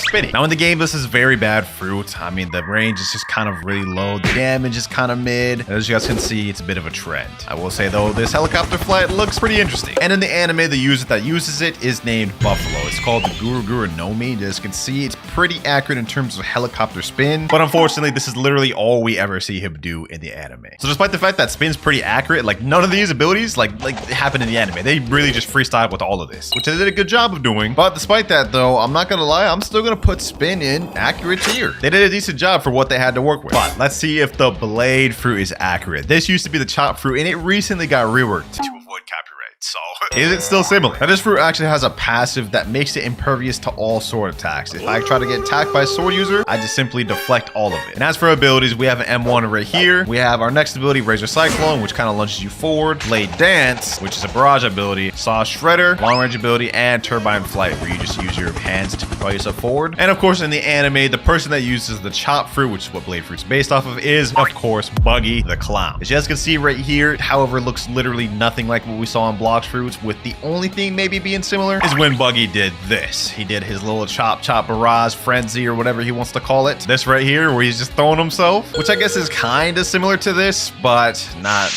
really at all. It used to be closer. So sadly, now the blade fruit's gonna have to go straight in, not even close to here. I can't justify putting it any higher. Moving on up next though, we got the spring fruit. Now with this fruit, all of the attacks are spring related based off of the name, and the first one looks like this. Spring knock, kind of like you extend your arms a little bit. Spring snipe, your legs become spring, propel yourself forward. Spring cannon, kind of similar thing, except instead of springing yourself forward, you just jump up and down. Yeah, this fruit's pretty bad. But next up, we got spring leap, just launches you forward. And last but not least, the ultimate, spring emperor. Yeah, you just go crazy with springs. Overall, pretty bad ability on Blox fruits, but that stands true to One Piece as well. Because in the anime, spring fruit is used by none other than Bellamy. And as you guys can see right here, he just did spring leap, spring tackle. Like, this is super accurate from what I'm seeing so far. But trust me, it gets even better. Because right here, we can see he's doing spring emperor. And it's literally super accurate to the game. Like, look, this is how it looks right there. And then another look at it right here, looks exactly the same. And if you can't see the similarities, you might need to get your eyes checked. But me personally, man, this is gonna be our first of the video, but I've got to put spring fruit all the way in copyright tier. This is like stupid close. And because of that comment I just made, I wouldn't be surprised if we got a spring rework anytime soon. But up next, we've got the bomb fruit. Bomb fruit's pretty decent in this game. We have a long range ability, targeted bomb, where you kind of just shoot a bomb where you target this, literally like the name implies. Next up, we got bomb grab, where you kind of lunge at someone, grab them and explode them. Landmines, where you just set mines on the floor and whoever steps on these will get exploded. Explosive jump, where you propel yourself forward.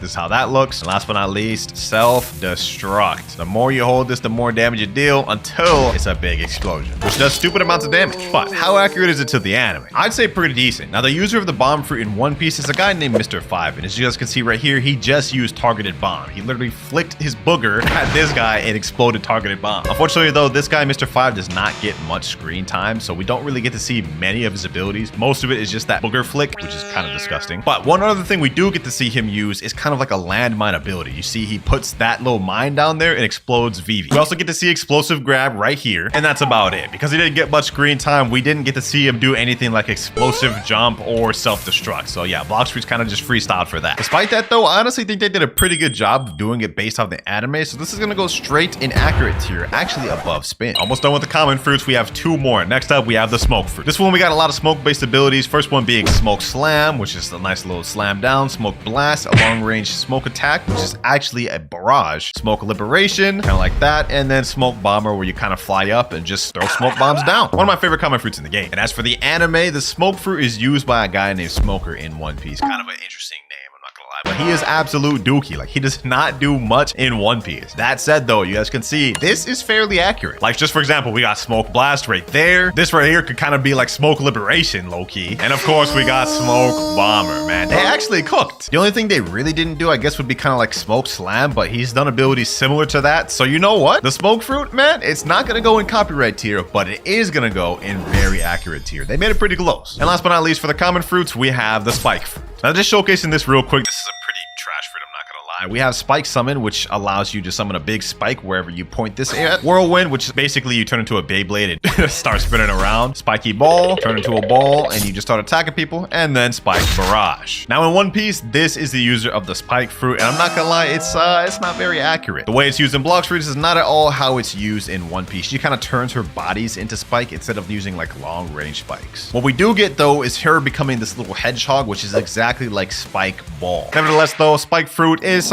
pretty accurate. I'm gonna put that actually above Bomb. And now we're moving on to the uncommon rarity of fruits, starting with the Flame Fruit. We're about to cook. And Flame Fruit has a bunch of cool abilities like blue fire bullets. You shoot out literally blue long range fire bullets, Prominence Burst, a long range fire blast, Flamey Vortex, a vortex of flames, rocket flight, literally flying with fire, and most cool of all, Hell's Core, a literal spirit bomb of fire. We all know the user of Flame Fruit in One Piece, Portgas, D-Ace, or Saba, whichever one you want. And I'm gonna be honest, it's really accurate to Blox fruits. We just saw two abilities that look exactly like what we saw in Blox fruits. We got fire guns right here, which is the blue fire bullets we saw, just this is red. Of course, can't forget Flame Commandment, Fire Pillar, which is Flaming Vortex. And of course, last but not least, we've got Hell's Core, or Flame Emperor in the anime, bruh. Literally 5 for 5. All abilities 100% accurate. I told you we was about to cook. Flame Fruit, man, is gotta go straight copyright tier, and I'm gonna put that above Spring. I don't know how they haven't reworked that yet. But anyways, enough yapping. Next up, we got the Ice Fruit. Let's see how close this one is to the anime. First off, we start off with the Ice Spear. It's a nice little M1 we can use, like a little bit of a sword. First ability, we got Glacial Storm. You summon a tornado of ice. Glacial Surge, a nice little pillar of ice you shoot out of your legs. Frozen Dragon, a long-range ice dragon that stuns anybody in the area. We have Ice Skating and Absolute Zero, basically just an AoE of ice. And if we compare it to the anime, this is Kuzan, who uses the Ice Fruit in the anime. And we can see right here, he does Ice Age, which is Absolute Zero. He literally just froze a sea beast, bro. You can't tell me that AI. And right here, we got Ice Saber, of course. You can't forget the Ice Sword. They also got that in the anime. And of course, we got Kuzan's Pheasant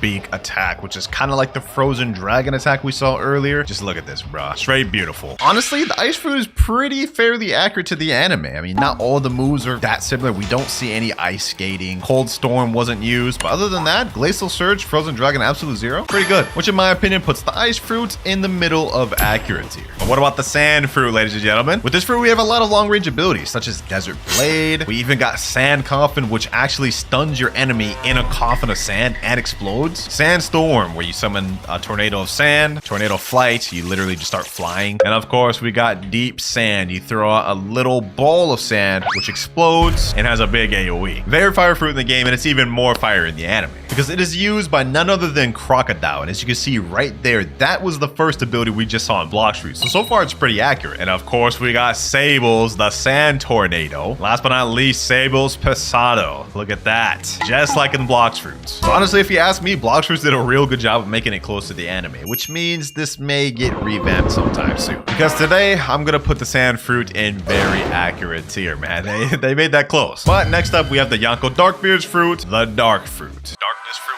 whatever you want to call it. This fruit's actually very good in the game, primarily being good for PvP rather than grinding, and we have different abilities such as Dark Rocks, a long-range rock attack, or dark attack, Abyssal Darkness, where you suck the enemy in, pause, and then kind of explode. Endless Hole, you do a little black hole at the bottom that slows them. Ghastly Step, you teleport for some reason, I don't know why that's there. But last but not least, we have World of Darkness, a dark spirit bomb, which you can throw down and explode. Now for the anime, I just want to say this man, Darkbeard, is a straight menace. Like, you do not want to mess around with this guy. But as for accuracy to Blox fruits, we can see that was World of Darkness right there pretty much. This could kind of be considered like the black hole ability. Yeah, that's exactly what it is, black hole. And we even got the ability where he just pulls Ace in. Like, Ace isn't even close right now, and he just sucks that boy in. Pause once again. Overall, Blox Fruits' Dark is actually very accurate to the anime, although I don't know where they got Ghastly Step from. That man never did that. Hey, I'm actually gonna put the Dark Fruit in copyright tier. That's scarily accurate. Might be time to rework a Blox Fruits the way you guys have been avoiding copyright. Speaking about avoiding copyright, we actually have one of the most recently reworked fruits in the game, the Eagle Fruit. This fruit obviously gives you the powers of an eagle, and we have multiple different things from M1s that you can hold and use that explode feathers, Wind Burst, Feather Storm, which is a barrage, Bone Crusher, and Soaring Talon. Basically the same thing, you just lunge forward and explode them. Now in the anime, this fruit's actually called Falcon, and it's used by a guy named Pell. And I'm gonna be honest, it's not very accurate. Like, we can see he's transformed into an eagle right now, or a falcon, but the actual abilities he uses throughout the anime are not at all close to what we have at the Eagle Fruit. With the only move being maybe close to Blox Fruits is what he does right here. He kind of uses like a Wind Burst with feather attacks, and that's literally the only attack we ever really saw him use in One Piece. Which means the reworked Eagle Fruit has to go straight in the no similarities tier list. Which means this rework did justice if they were trying to avoid copyright, because now it doesn't even look like it at all. And now we have the last of the uncommon fruits, Diamond. Diamonds are interesting because we have a transformation, which you guys can see kind of turns us into like the Ben 10 diamond form, but this also doubles down as a move instead of just a transformation. We use it and it explodes. We also have an M1. Next up, we have Shard Storm, which is a long range kind of diamond attack. Shimmering Disruption, a close range attack that stuns and blinds the enemies, and Prismatic Reflection, which kind of reminds me of like Haku's ability from Naruto. It's just a bunch of mirrors reflecting an attack. Honestly, pretty OP. Now in the anime, this fruit is used by a guy named Jozu. They call him Diamond Jozu. That's his nickname. Get it? Because he has the diamond fruit. Anyways, he doesn't really get much screen time during the entire anime other than Marineford arc. But you guys can see right here, this is kind of like the Encrust ability. So this is him activating the fruit. But the actual abilities he uses, I don't remember them being close to what we have in Blox Fruits. So sadly, we don't see him do none of this or this. But technically, we do see him do this. Which I guess there's some similarity because of the Encrust and then the M1 punch. We could justify putting this in not even close tier because there is little bit of similarities, but not much. Moving on to fruit number 14, we have the light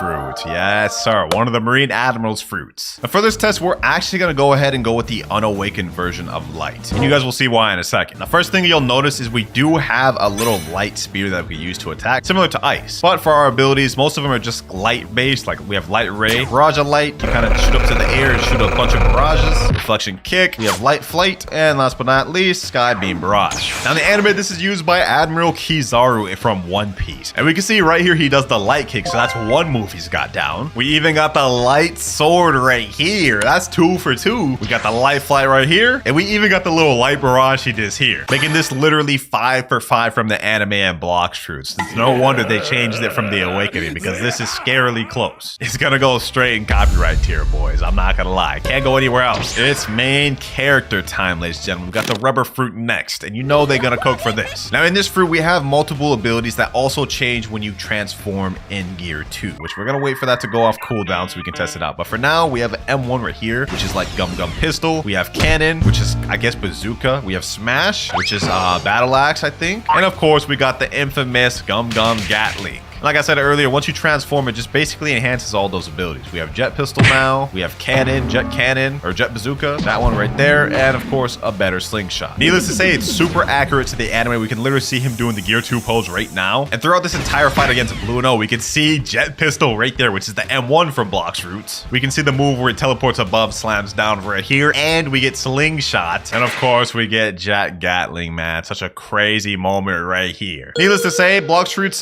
Gear 2 is very accurate to the anime. In fact, it's 100% accuracy. Rubber fruit goes in copyright tier. But moving on from rubber, we've got the ghost fruit next. Second to last rare. Now this fruit just got completely revamped almost 2 years ago now, and the abilities look honestly a lot different than they used to. First off, we got Shivering Possession. Next up, we have Wandering Soul, where you're kind of just flying. We got Spectral Release, Prizes the Underworld, and then we got Ghostbusters. You summon 3 clones of yourself, which do the exact same attacks as you do, except they're very weak. Now in the anime, the ghost fruit is used by none other than Brook. But I'm not gonna lie, Brook does not use his devil fruit that much. Most of the time he fights with his Soul King. And honestly, when I think about it, there's not really any abilities Brook uses that are similar to the moveset we have with Ghost. So sadly, Ghost Fruit has to go in no similarities tier. One more rare left, and that is Magma Fruit. We're going to showcase this one very quickly because you guys are going to see we won't even need to show most of the moves. First off, we got Magma Shower, literal fist of barrage of magma fists. Great Magma Hound. We have Beast Ride, which you literally start riding one of the magma fists. And Volcanic Storm, a massive magma fist that explodes into a bunch of other mini magma fists. And when you compare it to the anime counterpart, you can really see that in terms of accuracy, it's pretty down packed. Look, this is Akainu, the user of magma. He's super deadly in the anime, and literally this is what he does. He literally just throws out big magma fists or magma based attacks. It is 100% accurate to the anime as it should be. Magma should really be no other way. So for that, it's gonna go straight in copyright tier. And that marks the last fruit of the rares. We only have 2 more tiers left, legendary and mythic. And it's fitting that we just got done with Akainu because now we're gonna have to move up to Whitebeard. We're moving on to the Quake fruit. Quake's got some very simple abilities. Fatal Demolisher, you pull someone in and knock them away. We got Air Crusher, you literally just throw a big wave of Quake, spatial shock wave. And then now we have what Quake is known most for. It's literal specialty and flagship move, Sea Quake. You summon literal waves from the sea by how much you quake the earth. Let's be honest, you guys all know who Whitebeard is, even if you're not a One Piece fan. We can see that this is fairly accurate. He's doing the Sea Quake right here, literally punching the air and then summoning great tidal waves, which gets frozen by Kuzan. But that's beside the point. Every move we see him do in the anime is exactly what we see in Blox. He literally pulls this guy in and slams his face in, just like Fatal Demolisher. And we even got the Air Crusher right now, where he just throws out a wave of just shock and Quake. Let's just say Blox Fruits understood the assignment when it came to the Quake fruit. That's all I have to say on that one. 2 in a row. Dang, I feel like I'm giving out a lot of copyright tiers, but they did Quake justice, bro. Let's go with a copyright tier. Will this continue, though? Next up, we have the Buddha Fruit. We all know what the Buddha Fruit's known for. This right here. The transformation that turns you into a Buddha. Nobody really even uses all the abilities for this. I mean, we have like an ability called Heavenly Impact, Light of Annihilation, which is actually surprisingly long range attack, Retribution Dash, where you kind of grab people, and of course, Twilight of the Gods. Honestly, looks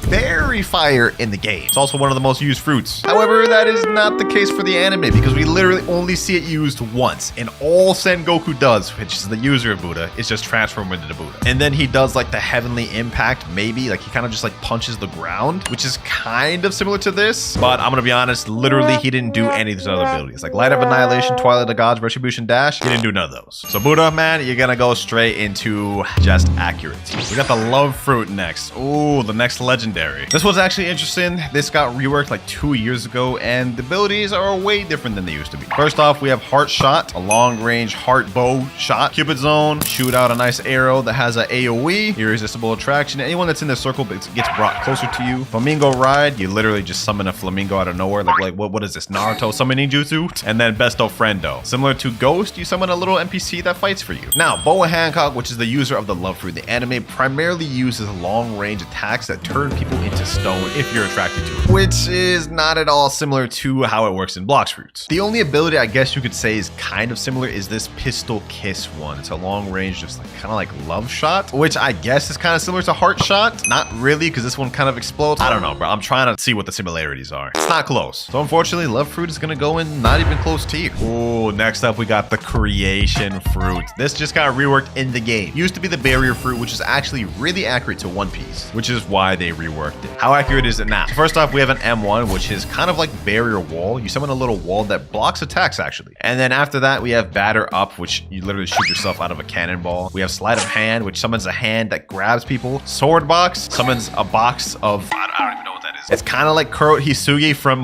Bleach. And last but not least, we got Magic City, which summons a bunch of barrier towers. And then we got Fortifier, which you literally just start building stairs. Which when compared to the anime, which is used by Bartolomeo, it's not similar at all. Now, while yes, Bartolomeo does have some similarities to the Creation Fruit, being this barrier wall right here, which is kind of similar to the M1. And he also does possess the ability to create stairs out of thin air, but that is where all the similarities end. None of the other abilities he uses throughout the anime are in Blox Fruits. We gotta put it in not even close tier, but I will put it at the top just because of the walls and stairs. Next up, we have the Spider Fruit. Now with this one, we get a good range of abilities like Thermal Laceration, Silk Prison, Overheated Sniper, which is a long range attack, Spider Highway, where we kind of just use webs to fly around like I'm Spider-Man or something. And of course, we get Heavenly Punishment. And as for the anime counterpart, if it's accurate or not, well, you guys can see for the first ability, he is doing the spider flight, except the strings are kind of invisible, but it's there. We also have the long-range snipe, which is overheat. I must say, this ability is crazy. Look, he literally just sniped like hundreds of miles away from him at a city. Of course, we got spider web too, which is the web-like ability we saw earlier. And of course, we got the god thread ability, which is the ultimate of spider, which looks very similar to what we saw in Blox fruits. Look at this, exactly the same, making spider in the very accurate tier. I'm actually going to put it at the top of all these. Must say, the Blox fruits team, they cook with spider, although it may be time for a rework coming up soon. Who knows? Hopefully we can get one. Next up, we got the sound fruit in Blox fruits, and this one's actually an interesting one. Now, if we look at the abilities of the sound fruit, we can see it's music based, and we even have something called a tempo meter, which the more we use our moves and attacks that hit, we get actually a boost. You guys can see once we use tempo prestissimo, the meter goes up, and once it gets full, it turns yellow, and we get a nice little sound boost, which makes us faster and deal more damage. We have a nice range of abilities like symphonic radiance, a disco ball that shoots and hits anybody in the nearby area, and glorious harmony, a big AoE, which looks really nice. Now, the interesting thing about this fruit is it's not based on any power in One Piece. If we look through the wiki of the sound fruit, specifically on the trivia part, we can see right here it says sound fruit is the first fan-made fruit to be added to the game, and it was a concept created by a guy named Aqua 4G. Now, some people have speculated that this fruit is actually based off of Yuta's fruit from the film Red movie of One Piece, but the Blox fruits devs themselves claim this is not true. And to be honest, when you look at her ability and how it's used in the anime, it really is not similar to what it is in Blox fruits. So yeah, sound fruit is gonna go in the no similarities tier. And with sound fruit out the way, we move on to the Phoenix fruit. Now, just to make this quick, we're gonna go ahead and go in our final transformation state, because this is what people care most about the Phoenix, and look at the abilities. First off, we have an M1, which lunges you forward and attacks. We have cremation cannon, which is a bunch of flames, 3 to be exact. We have swift flight, which is a nice flight that dashes you forward. Regeneration flames, and of course we got flaming exodus, which you grab forward someone, but when you grab them, you shoot up, then slam down. In the anime, of course, the main user of Phoenix is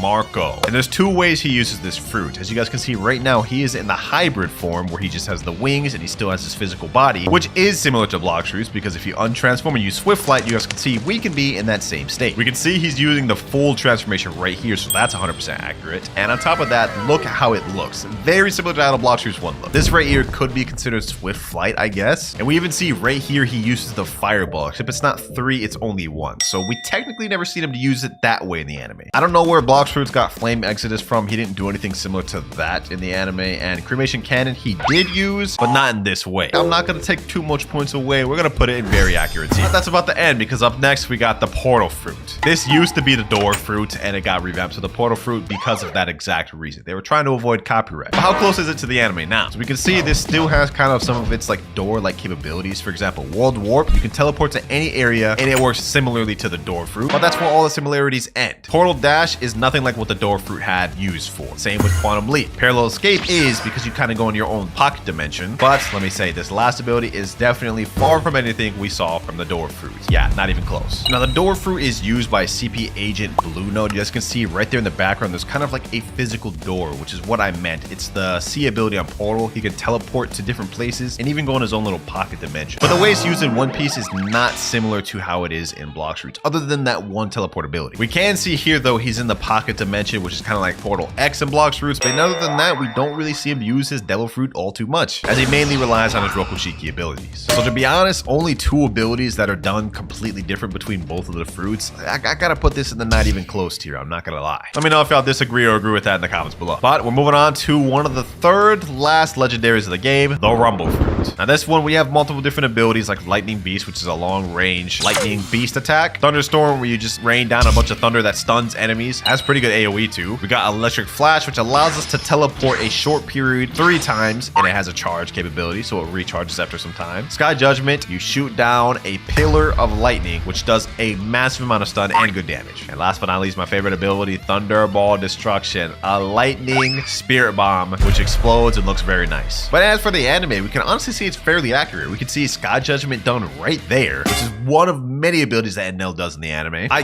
guess we could say this ability here is kind of similar to Lightning Beast, but not really. We don't really see him use Lightning Beast in the anime. Obviously, he does Raigo, which is the Thunderball Destruction here. And we also have him do this cool little transformation. He calls it Amaru. Why did we get that in Blox fruits? Honestly, now that I'm thinking about it, it's not that accurate. We don't see him do anything similar to Lightning Beast, unless we're kind of that team is Lightning Beast. We don't see him do anything like Thunderstorm, and we definitely don't see see him do anything like electric flash. So really the only two abilities we see him do is Sky Judgment and Thunderball Destruction. That said, I'm still gonna give the Rumble Fruit accurate tier because they still got the general gist of what a nail did. They just changed it up a little bit. Pain Fruit next. First up, we have Heavy Pain, which summons a paw ability that goes through enemies. We have Paw Barrage. We have Pain Nuke, which just summons a big paw and explodes. Self Repel, which is a teleport ability, which allows you to just teleport forward. And we have Torture, which summons a pink paw that does damage over time to an enemy. Kind of like poison damage. Just look at this, bro. First off, we have the teleport right there. We have the little paw, like the shooting paw right there. We got Paw Barrage, which literally looks 1-to-1 the same. We got Paw Nuke right here. Literally same animation, same looks, and even the way the move functions is exactly the same in the anime. Look at this. He throws it out and it explodes. And yes, even the pink paw. 100% of the moves are accurate to the anime, ladies and gentlemen. Kind of crazy. This is gonna go straight to the top of copyright tier because there's nothing they need to add. They've got it down 100%. And now we get to the last of the legendary fruits, which is the Blizzard Fruit. This fruit is kind of similar to Ice, except it focuses less on trying to freeze people and more on just bombarding people with big effects. Look at this. Snowflake Shuriken, Whiteout, you summon a tornado of Blizzard. Howling Wind, same thing, except it's more in one place instead of moving. We have Tornado Flight, which is the same thing. Yeah, 3 moves that literally look the same. And then we have Blizzard Domain, which is basically the same thing, except just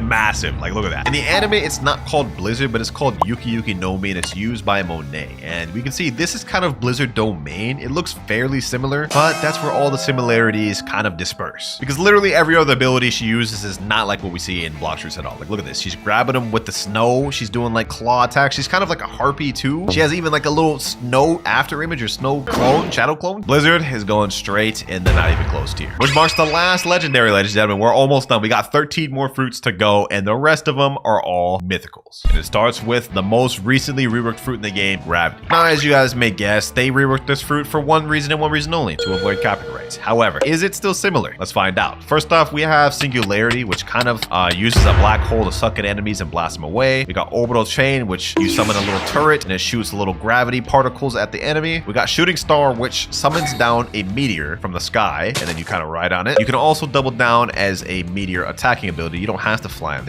the meteor. You can just use it as an attack. We got Gravitational Prison, which summons a black hole that sucks up anything and explodes. And last but not least, we got Asteroid Crash, which summons literally the most massive meteor ever, just explodes. Is it still similar to the anime though? Well, the user of it is named Fujitora in the anime, and it's pretty much the same thing. He has the ability to move things or manipulate things due to his gravity. And what he's doing right here is destroying an entire city and making the city basically become a big like meteor, almost his own makeshift meteor, which I would say is still accurate to Blox Fruits, because if you get this gravitational force meter up in full, you guys will see we can do that same ability. I hold it and now it does the exact same thing which Fujitora did. We summon a planetary devastation just like he did. We also see this ability right here where he kind of just summons like forces of gravity on the ground, which once again you can also do in Blox Fruits. Look at this, the M1, you can do exactly that. And the last thing that's similar is he has the ability to summon a meteor from the sky. So honestly, it's still pretty similar to Blox Fruits, except we just don't see him do this, this, or this. And we definitely don't see him ride on a meteor like this. That said, the core is still there, so it's gonna go in the middle of accuracy here. Next mythical, Mammoth.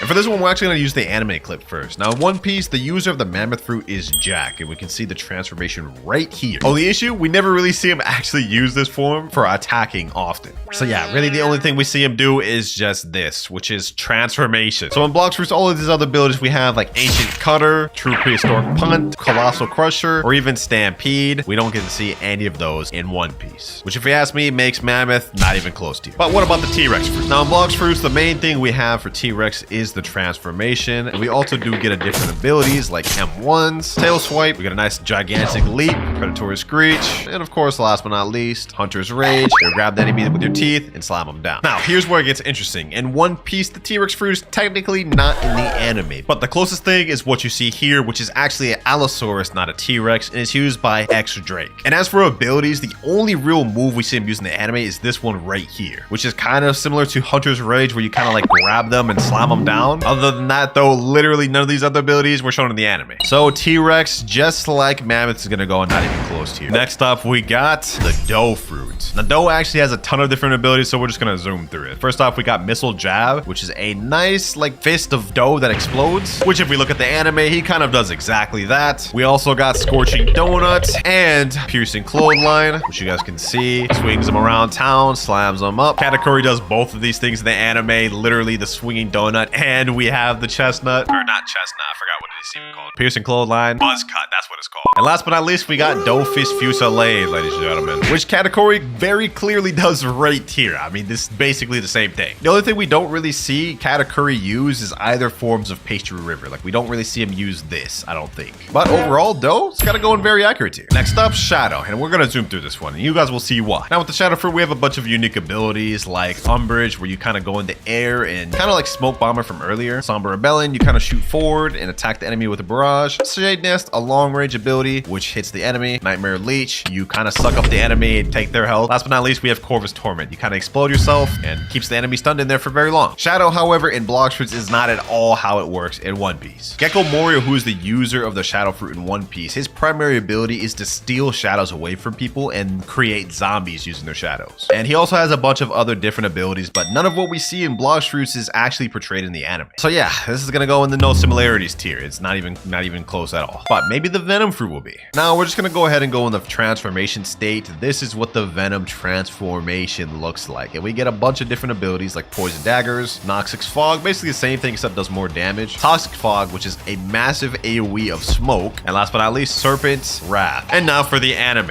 One of the abilities you guys can see Magellan, which is the user of Venom, uses is Venom Hydra. Summons 3 little Venom dragons, which is actually kind of like Serpent's Wrath, or if you really want to be super specific, Noxus Shot. We also have Crollo Ball, which is kind of like Poison Daggers. Venom Road, which is literally the Venom flight ability I just used. We even got Poison Gas, which is exactly what I use here, Toxic Fog. And of course, we can't forget the Transformation Demon. This is the transform state in the anime. And while it may look a lot different in One Piece, I will say overall the premise is there. Venom is gonna go in very accurate here. Now we're on to the Control Fruit, and this is gonna be interesting. Now with this, we get first ability, which is Room. You summon a room. Actually, wait, I don't even know why I used this ability in here. There we go. You guys can see the entire room I've summoned, and we can only use our abilities in this room. This is the unique passive of this fruit. So you guys can see I get Levitate. I can summon a rock out of any material in the game. We also get a Teleport. I can teleport into any area in the room, and I get 2 extra abilities like Gamma Rush and Echo Knife, which only works if I have a target to hit. But yeah, those abilities are pretty decent. And obviously in One Piece, the user of the Control Fruit is Law. We can see he did the room ability right there, and that is kind of like the Levitate ability where we summon the rocks, except he just used it on a human. We can also see he does this ability right here where he actually teleports a thing instead of himself, so it works in both ways. Basically everything we've seen in Blox Fruits was done in the anime. That said, Control is going to go in the very accurate tier. Now with the gas, we have a lot of interesting abilities like Suffocating Fume, which you kind of lunge forward and hit the enemy with some gas. Bursting Vapor, similar thing, you hit him with like a bunch of gas abilities. Traveling Gas, you kind of fly. And then we have Smog Demons. You summon a bunch of little demons and they explode on impact. Another thing you'll notice is we have this gas meter, and when it gets full, we'll be able to transform into this little gas giant. Our abilities change a little bit, but for the most part, most of them are similar. Now Suffocating Fume is a long range attack, and we have Bursting Vapor, which is a nice little gas swipe. We still get Smog Demons, it's the same, it just like summons more. And the last thing that changes is Traveling Gas is now an attack. You stab an enemy and launch them back. This, however, is not similar at all to how Caesar Clown uses gas in One Piece. He focuses on primarily like invisible type moves and some longer range type moves like Gas Robe right here, which we don't see in Blox Fruits. He even has this ability to summon little goops of poison gas, which I guess is kind of similar to Smog Demons, but not really, let's be real. The only real thing we could say is like super similar to Blox Fruits is Caesar Clown does do this kind of like transform gas state like this, which is a similar premise to what we see here, but it's just not executed at all the same. So yeah, there's just no similarities. I'm gonna put it in not even close tier. And with that, we move on to the Spirit Fruit. We actually get a bunch of unique powers with this one, such as the ability to summon little homies like this. We just summoned a little tree, and we can also also summon a nice other tree. Oh wait, this is a mushroom. This is the tree.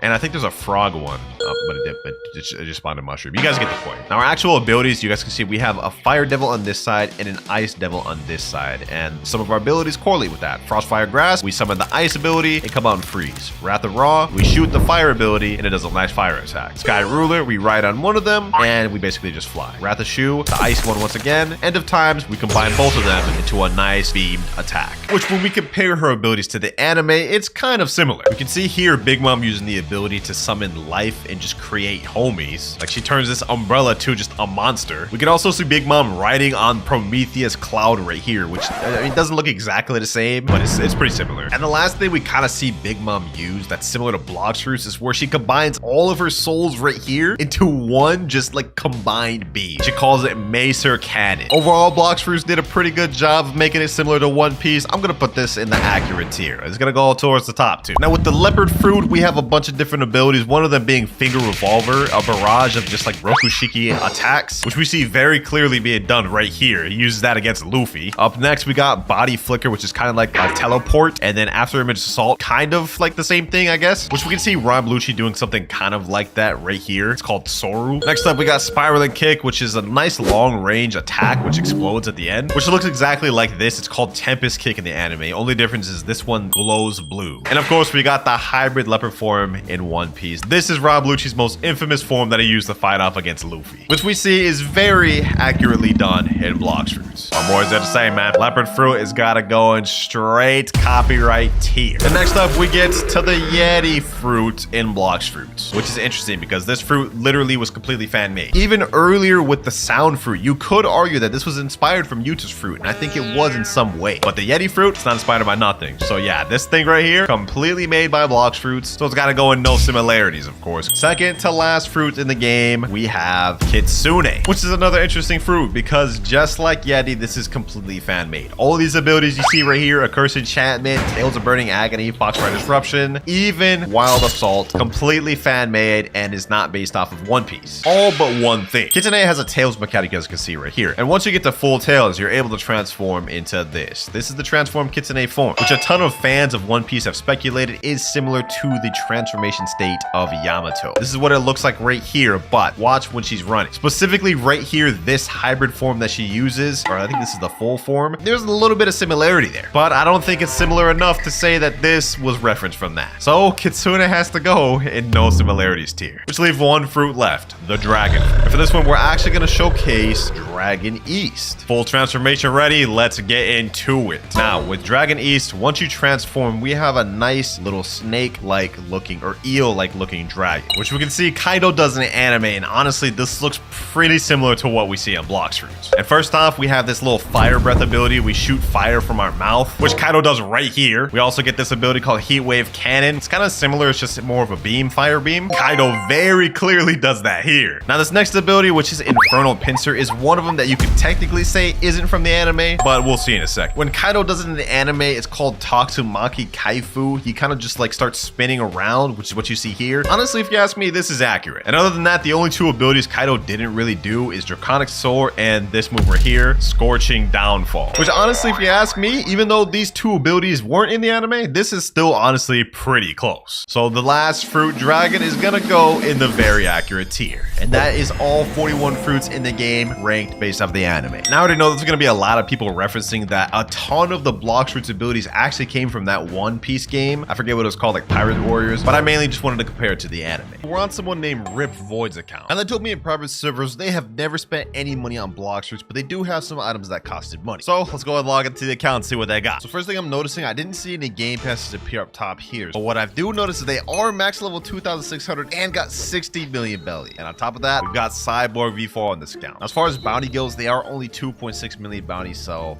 they ain't bounty hunters, we know that much. And just looking down at the inventory, we can see that they do have God Human. Okay. Ooh, 600 mastery on God Human too. Sheesh. So they grinders. We've also got Budo equipped. I wonder if they have that permanent. We're gonna find that out a little bit later. And one thing I do notice is that they have Dark Blade and have 600 mastery on this. And this is actually really impressive because they did tell me in DMs that they grinded for this in the game. They didn't spend any money to get this. So W on that. But maybe they're really stacked on fruits and permanent fruits. Let's find out. First of all, let's check the menus. Go to items. Ooh, looks like they got almost every mythical sword in the game. They are missing out Hollow Scythe, but they got Cursed Dual Katana, and it's upgraded, and it's at 409 mastery. Let me just see. Do we got a blessing on this Cursed Dual Katana? Oh, looks like it doesn't have any blessings on it, but that makes sense because this is a free-to-play account, so they wouldn't have put money on enchants. But what about guns? Do they have all of those? Looks like we have 13 guns on this account. They got Skull Guitar and every single other gun, but they don't have Dragon Storm. And speaking of which, on Sword, they don't have Dragon Heart either, so they're missing out on all the new content, which makes me believe they also don't have the Draco race. All right, what about the accessories? Maybe they have some exclusive accessories. Oh, we got the Holiday Cloak right here. Cupid's Coat, Heart Shades. Okay, so they got the new stuff. They got the new stuff. Not bad, not bad. But you know what? Forget all this. Let's get to the stuff you guys care about. The treasure inventory. Not bad, not bad. We got multiple mythical fruits right out the gate. Spirit Fruit, Control, Venom, Shadow, Doe, T-Rex. We got some high value ones in there. And more interesting, you see they have 4 controls, meaning they got 4 max storages. Very impressive that they grinded that as a free to play. Now, while they're missing out on some of the crazy high tier mythicals, they do have a solid, healthy balance of some decent mythicals. Now, last thing on this account, before we give it a rating, let's check out the permanents. I mean, do they even have any permanents in the game? They don't have permanent rocket. They don't have spin. They do have blade though. I feel like even most free to play accounts have permanent rocket, and we don't see that here. So let's scroll down. Yeah, we're not seeing much. We're not seeing much of anything, boys. They don't even have permanent Buddha. That's an essential fruit right there that I did expect them to have, but they didn't. Do they even have any other ones other than Chop? And the answer is no. They have only 1 permanent fruit in the entire game, and it's Blade. Not bad for our first account to start off with. Not bad, but I also didn't see anything insane from it other than the fact that it's max level, has God Human and V4. So to start off with this video, we're going to give this account a 5.5. This one has a lot of things to improve on and things to obtain in the game, but it also was not bad. And that account may not have been that crazy, but trust me, you're going to want to stick around to the end of the video because some of these accounts later on just might shock. But moving on for account number 2, we have my boy Shinra. He's one of the most OG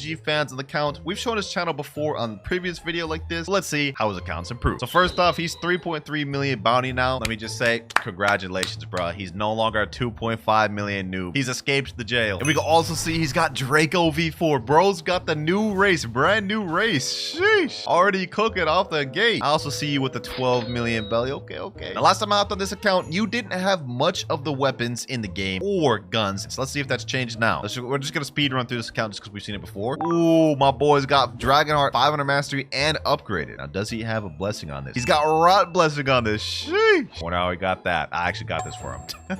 As for swords, he does have every single mythical sword in the game, from Cursed Dual Katana all the way down to True Katana. And as far as mastery, CDK, he's got that 404 mastery, Dark Blade 292, Hollow Scythe 1 mastery. Okay, but he's slacking on the masteries. And then True Katana, you don't even got the final ability on True Katana. Oh my gosh, buddy, what are you doing, Shinra? Just grind it out. You're literally like halfway there. All right, you know what? Let me not judge. Let me not judge. Let's see, how much total swords does he have? 31, brother. He has less swords than the previous account. Let's check out his permanent fruits before we check out his physical fruits. He's got permanent rocket, the staple every person has. Let's see, what else does he have? He's got none of these commons or uncommons. He does have diamond though. That's interesting. He's got diamond. Okay, okay. I didn't expect that one. All right, let's scroll some more. He's got Magma. I remember he won that in my tournament video. He's also got Buddha. So he's got the essential ones, including Portal, also essential. What else does he have? Okay, not many mythicals I'm seeing. He's got Yeti permanent. I also gave that to him. Kitsune permanent. Also gave to him. Dragon permanent. Seems like he got all these permanents for me, bro. That's literally what just happened. But you know what? I'm not gonna hate on it. He has all the core essential permanents and core mythical permanents that you see typically throughout the game. Well, Shinra, so far your account has been pretty decent, but let's see if your physical fruits are even better. Let's go over to our treasure and we see, you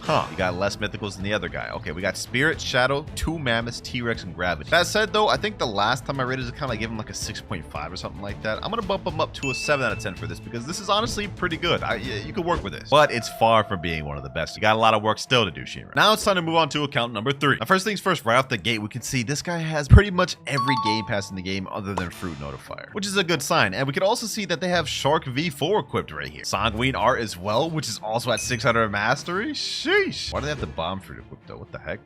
Another thing I'm noticing is that they are max level 2,600, but what is this money, bro? 2,300 belly. We can't even do a gacha if we wanted to. And as for bounty, we are only on 2.6 million bounty. But if we switch over to Marine, we will see they're at 3.9 million bounty. Not bad. And you know what? For this account, we're going to try something a little different. We're going to go through the permanent fruits first. So I can see right off the gate, they don't have rocket, spin, or blade, or spring, or bomb, or smoke, or spike. Okay, so they literally have none of the commons. But we do have flame. Okay. Not bad, not bad. Flame's not a bad permanent fruit. I mean, this one is like 550 Robux, so that's kind of cool. Scrolling down a bit, we have nothing. We do have light though. Okay, okay. What else do they got? Buddha, Phoenix, Portal, Rumble. A Rumble permanent. That's my favorite fruit right there. That's my main fruit right there. I like that. I like that. They just get extra points for that. All right, hold on. Let me chill. What else they got? T-Rex. Okay, not bad. Doe, Shadow, Venom. We got a lot of these mythical fruits. Gas. We got a Leopard too. Yeah, Damn. Yeti, Kitsune, Dragon, and Leopard. They got the 5 core mythicals. On top of having a bunch of other mythicals too. Okay, what a strong start with this account. We haven't even seen the physical swords, guns, or fruits. Now, one thing that he told me that I'm not really going to go into and verify, he said he has every race on this account in V4. So this man put some grinding on this account. But looking at the swords, we got 39 swords in the game. This guy literally has every sword in the game. We got Dark Blade upgraded to, hold on, let me see. Do we got any enchants on this? Okay, no enchants, but we do have it at 600 mastery. Let me see, hold on. Bisento, 515 mastery. Saber, 230 mastery. This guy's a grinder. 400 mastery on Shizu, 255 mastery on Gravity Blade, 600 mastery on Dual Katana. We also got the new sword Dragon Heart at 500 mastery. Buddy sword, okay. Doesn't look like we have any enchants on any of these. I mean, the only ones he had upgraded were these 4, and none of them had blessings. So far, all the accounts we've seen haven't had blessings, and this one is no different. But as for the rest of the swords, he has them all unlocked in the game, so that's pretty impressive. Now, as for guns, he only has 12, which means he's missing out on 2, and I can see that those are Dragon Storm and Bizarre Revolt. How you gonna have the new Dragon Heart but not have Dragon Storm? All right, so far I've seen enough. Let's go ahead and just skim through this. Let's check his physical fruits. I mean, it can't be anything insane, right? 2 East Dragons? Okay, hold on,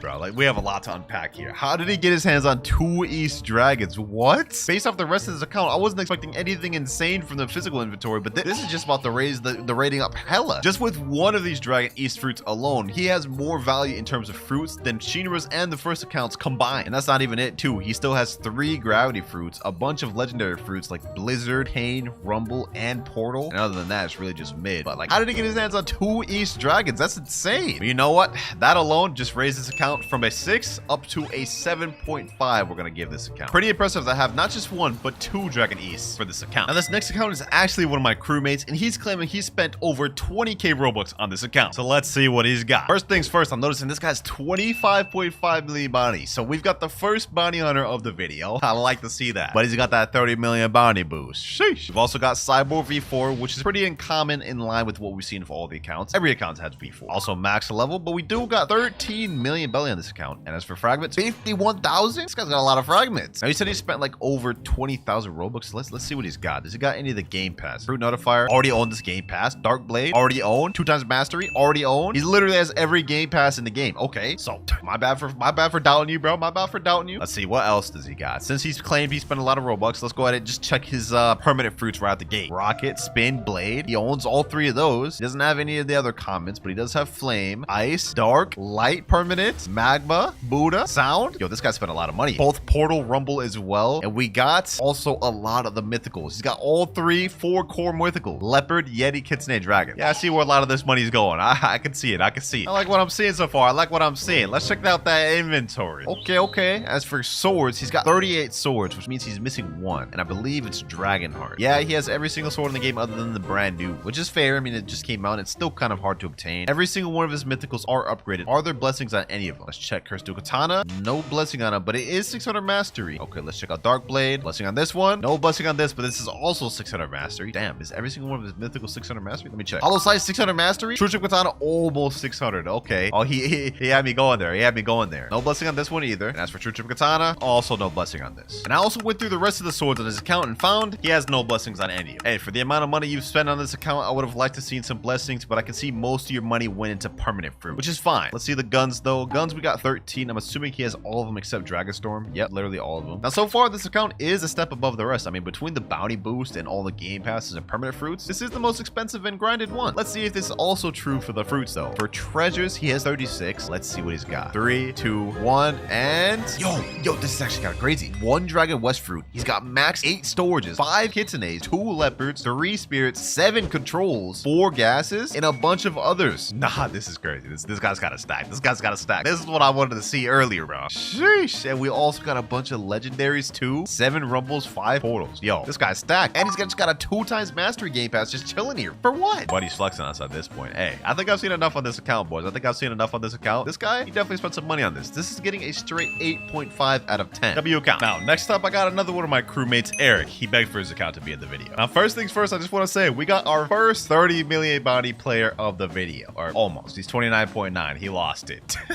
Now, my boy Eric has confirmed every race V4 and fully maxed out every race in the entire game. And he's currently got V4 Cyborg equipped right now. So pretty good. He's also level 2,600, but he's broke on money. I mean, only 270,000 belly and only 99 only 99 fragments. That's kind of impressive how low that is. Now, just to zoom through this one, he has all 38 great swords in the game. Actually, he's missing one. I think it's Dark Dagger, but he's got basically almost every sword in the game. And I think he's even got some blessings on some. For example, Dragon Trident. I remember getting a blessing on this one. Yep, he's got a Rot blessing on this. Shark Anchor, if we go to Shark Anchor, he's got Frost blessing on this one and at 600 mastery. Crystal Katana, he's also got Frost blessing on this as well as 600 mastery. And Dark Blade, well, he's got not Dark Blade, but he's got 502 mastery on Dark Blades. But if we look at his True Triple Katana, we got 600 mastery and Frost blessing on True Triple Katana. I don't know why Buddy's obsessed with Frost blessing, but he's got it on basically all of his mythicals. So far, this is the most blessings we've seen in the video. On top of the fact that he's 30 million bounty, it's looking pretty good for Eric. His account has improved a lot since the last top time. Wait, what the heck? Blox fruits just spawned? Okay, so we see he's got the fruit notifier. Okay, hold on. Actually, let me just get that real quick. All right, it's at Port Town, 140 meters away, 5 meters away, 4, 3, 2, and it's a rocket. Okay, that was mid. Yo, Eric clearly got no luck on this account. Anyways, moving on. I said earlier he didn't have Dark Dagger, but I was actually trolling. Apparently, he doesn't have Shark Saw, one of the easiest swords to get in the game. But other than that, he's got every sword in the game, including the new Dragon Heart, fully mastered out at 500 master. Which actually brings me to another good point about this account. If we go over to Hydra Town, go up to Dragon Dojo and talk to the Dragon Wizard, we will see he has the Draco race, and I can swap to it. And if we do swap to it, he has it fully race v4 and mastered out. I told y'all, he has every race v4 in the game. Now, if we go over to the guns tab, we can see he has literally every single good gun in the game. He is just missing out on a few bad ones. Not really gonna fault him for that. No reason to have those. But if we look at his Skull Guitar, we can see it has 600 mastery. This guy's a madman. Who gets Soul Guitar to 600 mastery? And if we look over at Dragon Storm, 500 mastery on this one. No blessing on either one of those though, but we can see he's a grinder. He grinded those out. You know what? Let me stop wasting time. Let's go ahead and check out the inventory on this thing. Sheesh. Yo, Dragon East and Dragon West on this. What? Yo, Eric, when did you get your hands on this, buddy? You've been holding out on me. And on top of that, he's got 8 max stores right here. Okay, he's also got Leopard, Fruit, Spirit, 4 controls. He's missing out on some of the other high tier ones. Hey, overall, this is not that bad of an inventory, bro. I mean, these 2 dragons alone make it like insane, not gonna lie. But are the permanent fruits as good? Let's find out. First off, he's got permanent rocket, he's got blade. After that, we got ice, dark, light. He's got a few of these. Magma, Buddha. He's also got sound. He's got portal, rumble. He's got a bunch of these permanents. Dough, gas, spirit. Yeah, damn. Yo, Eric, bro. You may just have a better account than the previous dude who spent like 20k Robux. I ain't gonna lie, we might have to give it to Eric, bro. The last account got an 8.5, but you got basically everything that previous account has on top of having more blessings and more bounty. So you know what? I'm gonna give this account an 8.7 out of 10. Eric, your account improved drastically since I last saw it. And if you're watching this, Eric, and wondering why I didn't just give you the 9, it's because, well, you don't have enough permanents, you need more blessings, and your physical inventory could use some more. That said, though, this is still a W. All right, next account, let's see what we got. We got someone named Robin. We can see they got 0 bounty on Marine, but let's see what they got on Pirate. 4.8 million bounty. Okay, not bad, not bad. Now, I just want to preface and say he did DM me saying he's only spent about 1.5k Robux on the game, and he is a mobile player, so his bounty's not that high. So considering he's a mobile player, I'm not going to be too harsh on him, but I am also not expecting anything super insane. But that said, the fact that he's got almost 5 million bounty on mobile is kind of crazy. I mean, I just did a video where I spent 24 hours on mobile. Make sure to click that. And I struggled a lot just to even get 10 kills. So congrats on you for getting almost 5 million. You know what? Let's break this account down. He's only got 148,000 belly, so man's kind of a little broke boy. And on top of that, he's got 2,700 fragments. And he's at least got more than Eric.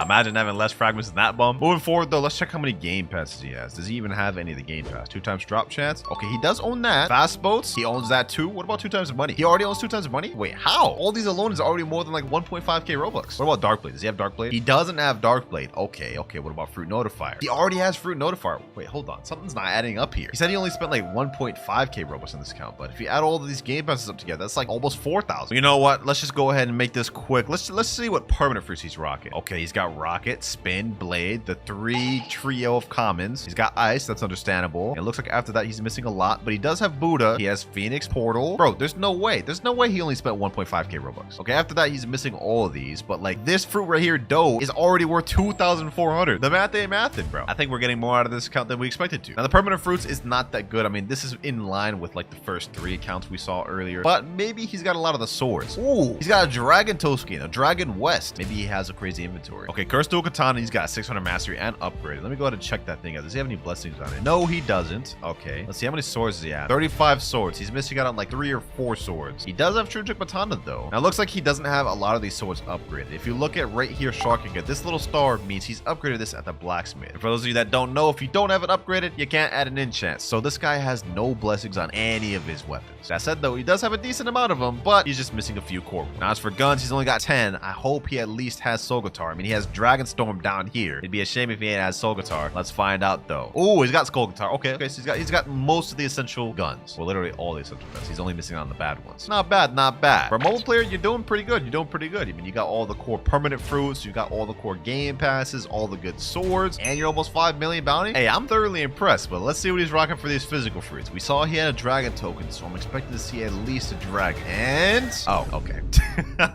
How you got a dragon token but don't got no dragon? He's got 2 controls, Doe and T-Rex. Okay, this is one of the more disappointing inventories we've seen throughout the video, but on the bright side, he's got 8 max storage. But I've seen everything I need to see. I'm gonna give this account a 6.5 out of 10. Definitely needs a little bit of work. Now, boys, this next upcoming account we're about to log on has a supposed $800 value according to the owner. Let's see what he's got. This here is my crewmate's original Ice Baby's account, and he claims he has $800 worth of stuff between the money he's spent and stuff he's been gifted. So first off, let's just do a quick little check. I mean, he better have every game pass in the game, claiming something like that. Okay, yep, he's got that, he's got that, he's got that, he's got that, he's got every game pass. Makes sense. If he's making a claim like that, he better. You know what? Let's just check these permanent fruits. I mean, with an $800 supposed value, he's got to have close to all of them, right? Okay, rocket, spin, blade, bomb. He's missing out smoke, but that's just common. Okay, he's also missing sand, dark, diamond, light. He's missing a good amount of these uncommons. Yeah, he's missing a good amount of permanents. So I wonder where the money went then. He does have Kitsune and Dragon permanent. I remember gifting him this Kitsune. Yeah, he won that in a video of mine. Okay, so if he didn't spend his money all on permanent fruits, then it has to be probably either blessings or maybe fruit storages or something along those lines. We're about to find out. Let me just skim through this real quick. First of all, one thing he wanted me to check out was the mastery of all his mythical swords. So Crystal Katana, 600 mastery. Dark Blade, 600. Hollow Scythe, 600. True Trip Katana, also 600. You know what? There's no way he has all the legendary 602. Let me check Bisento. 362. Yeah, okay. What about Buddy Sword? 401. Dark Dagger, 600 on Dark Dagger. Hold on. What else does he have on 600? Shark Anchor, 600. And it looks like after that, none of the other swords are 600. Hey, this man's a grinder, bro. He's got the most 600 mastery swords we've seen in the video so far. He's also got Skull Guitar 600 mastery for some reason.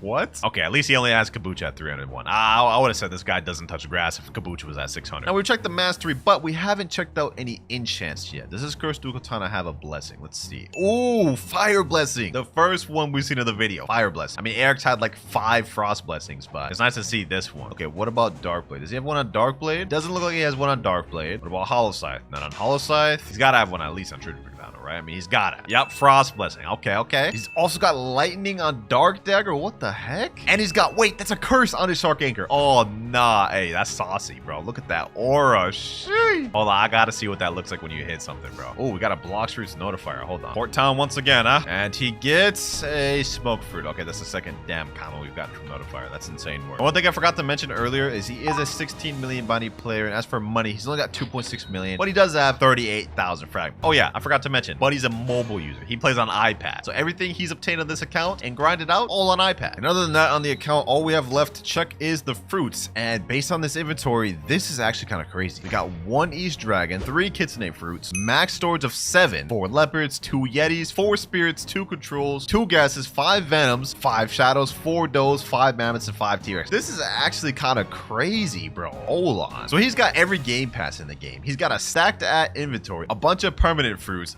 tons of swords at 600 mastery, and he's 16 million bounty. This account is pretty fire. I can see where that $800 went to. That said, I'm going to give this account an 8.5 out of 10, being ever so slightly below Eric's. And the only reason being is that Eric's was 30 million bounty. He had slightly more permanent mythical fruits. Like, I think Eric had Spirit permanent. He also had Yeti and Leopard permanent, which Ice Baby's missing out. Now, this next account is Trix HG. And in the DMs, they told me what was special about their account is they have a lot of money, all V4s, mostly all swords 600 mastery, and every material in the game is max. You know what? Let's not even look at this in a conventional way. Let me just go straight to items. Let's go to valuable. Then let's scroll down. Let's see this. Okay, he's got 44 green toad berries. What the heck? Look at all these damn berries. 95 metal scrap, 99 Yeti fur, 99 wood planks, 99 magma ore, 99 leather. Bro, he's literally got like most of these maxed out. 99 mythic droplets? What? Okay.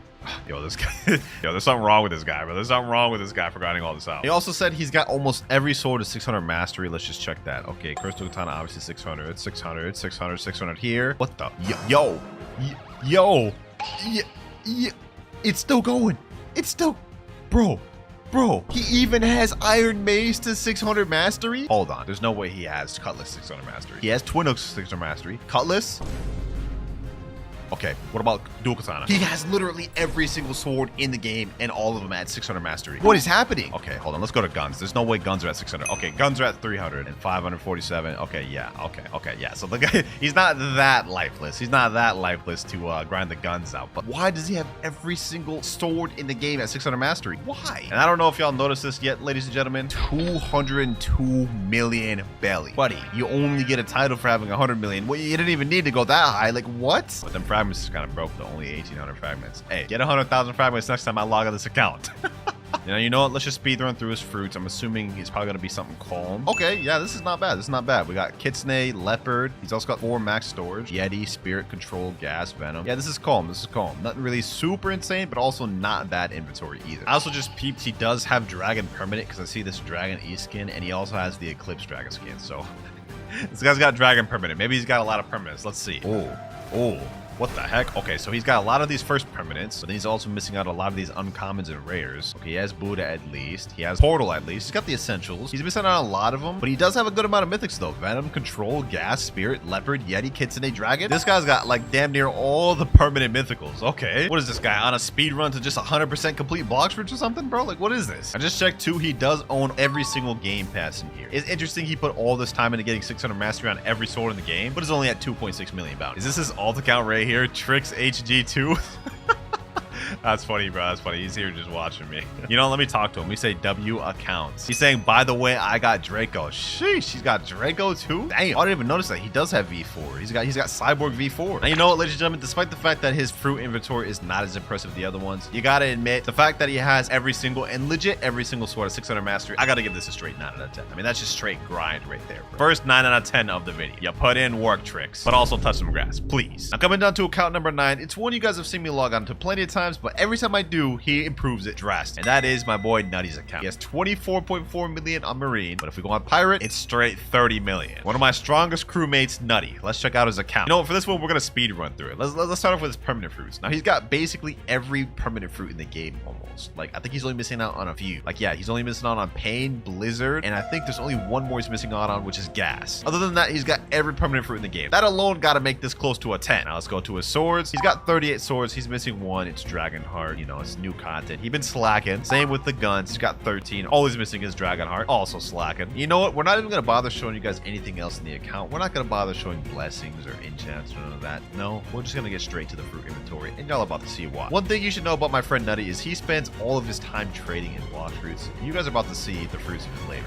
We go to treasure. You guys can see he has 5 Dragon East, 3 Dragon Wests, 31 Kitsune fruits, 101 leopards, 8 Yetis, 49 control fruits, and it keeps going on. 3 gases, we got 3 venoms, 5 shadows, 3 does, 5 mammoths, 4 T-Rexes. And if we click on the fruits to see how much storage he has, you guys can see 101 storages is what he has. And you know what the most impressive part about this account? He is completely free to play. He has never spent a single of his own dollar on this account. He either worked for it himself or got gifted to him, including all 101 of these max storages. I mean, look at this, boys. Like, this is just insane. How did he even get like close to 10 dragons, 31 kitsunes, 101 leopards, and 49 control fruits? I need someone to comment down the total value of all these fruits right here. Like, this has got to be like a trillion value or something like that, bro. Hey, all things considered, Nutty's account is getting a straight 10 out of 10. This is the first time you got it. I've always given you like a 9.9 or just shy of a 10. But hey, all these dragons finally hitting 100 leopards, the kitsunes, and the controls, straight 10. Now, this account here is really impressive, especially from a free-to-play player standpoint. But I'm about to show you one that's even more impressive. This is Peko, otherwise known as the creator of the Admin Killer combo. And according to him, he has spent $0 on this account total. Now, if we're just looking at his account at face value, I mean, he's a 30 million bounty player. He's one of the pro best players in the game. We see his build down below. He has, like, you know, a typical PvP. And looking at his inventory, you guys can see he doesn't have much. It's pretty much the polar opposite of the previous account. But what he does have is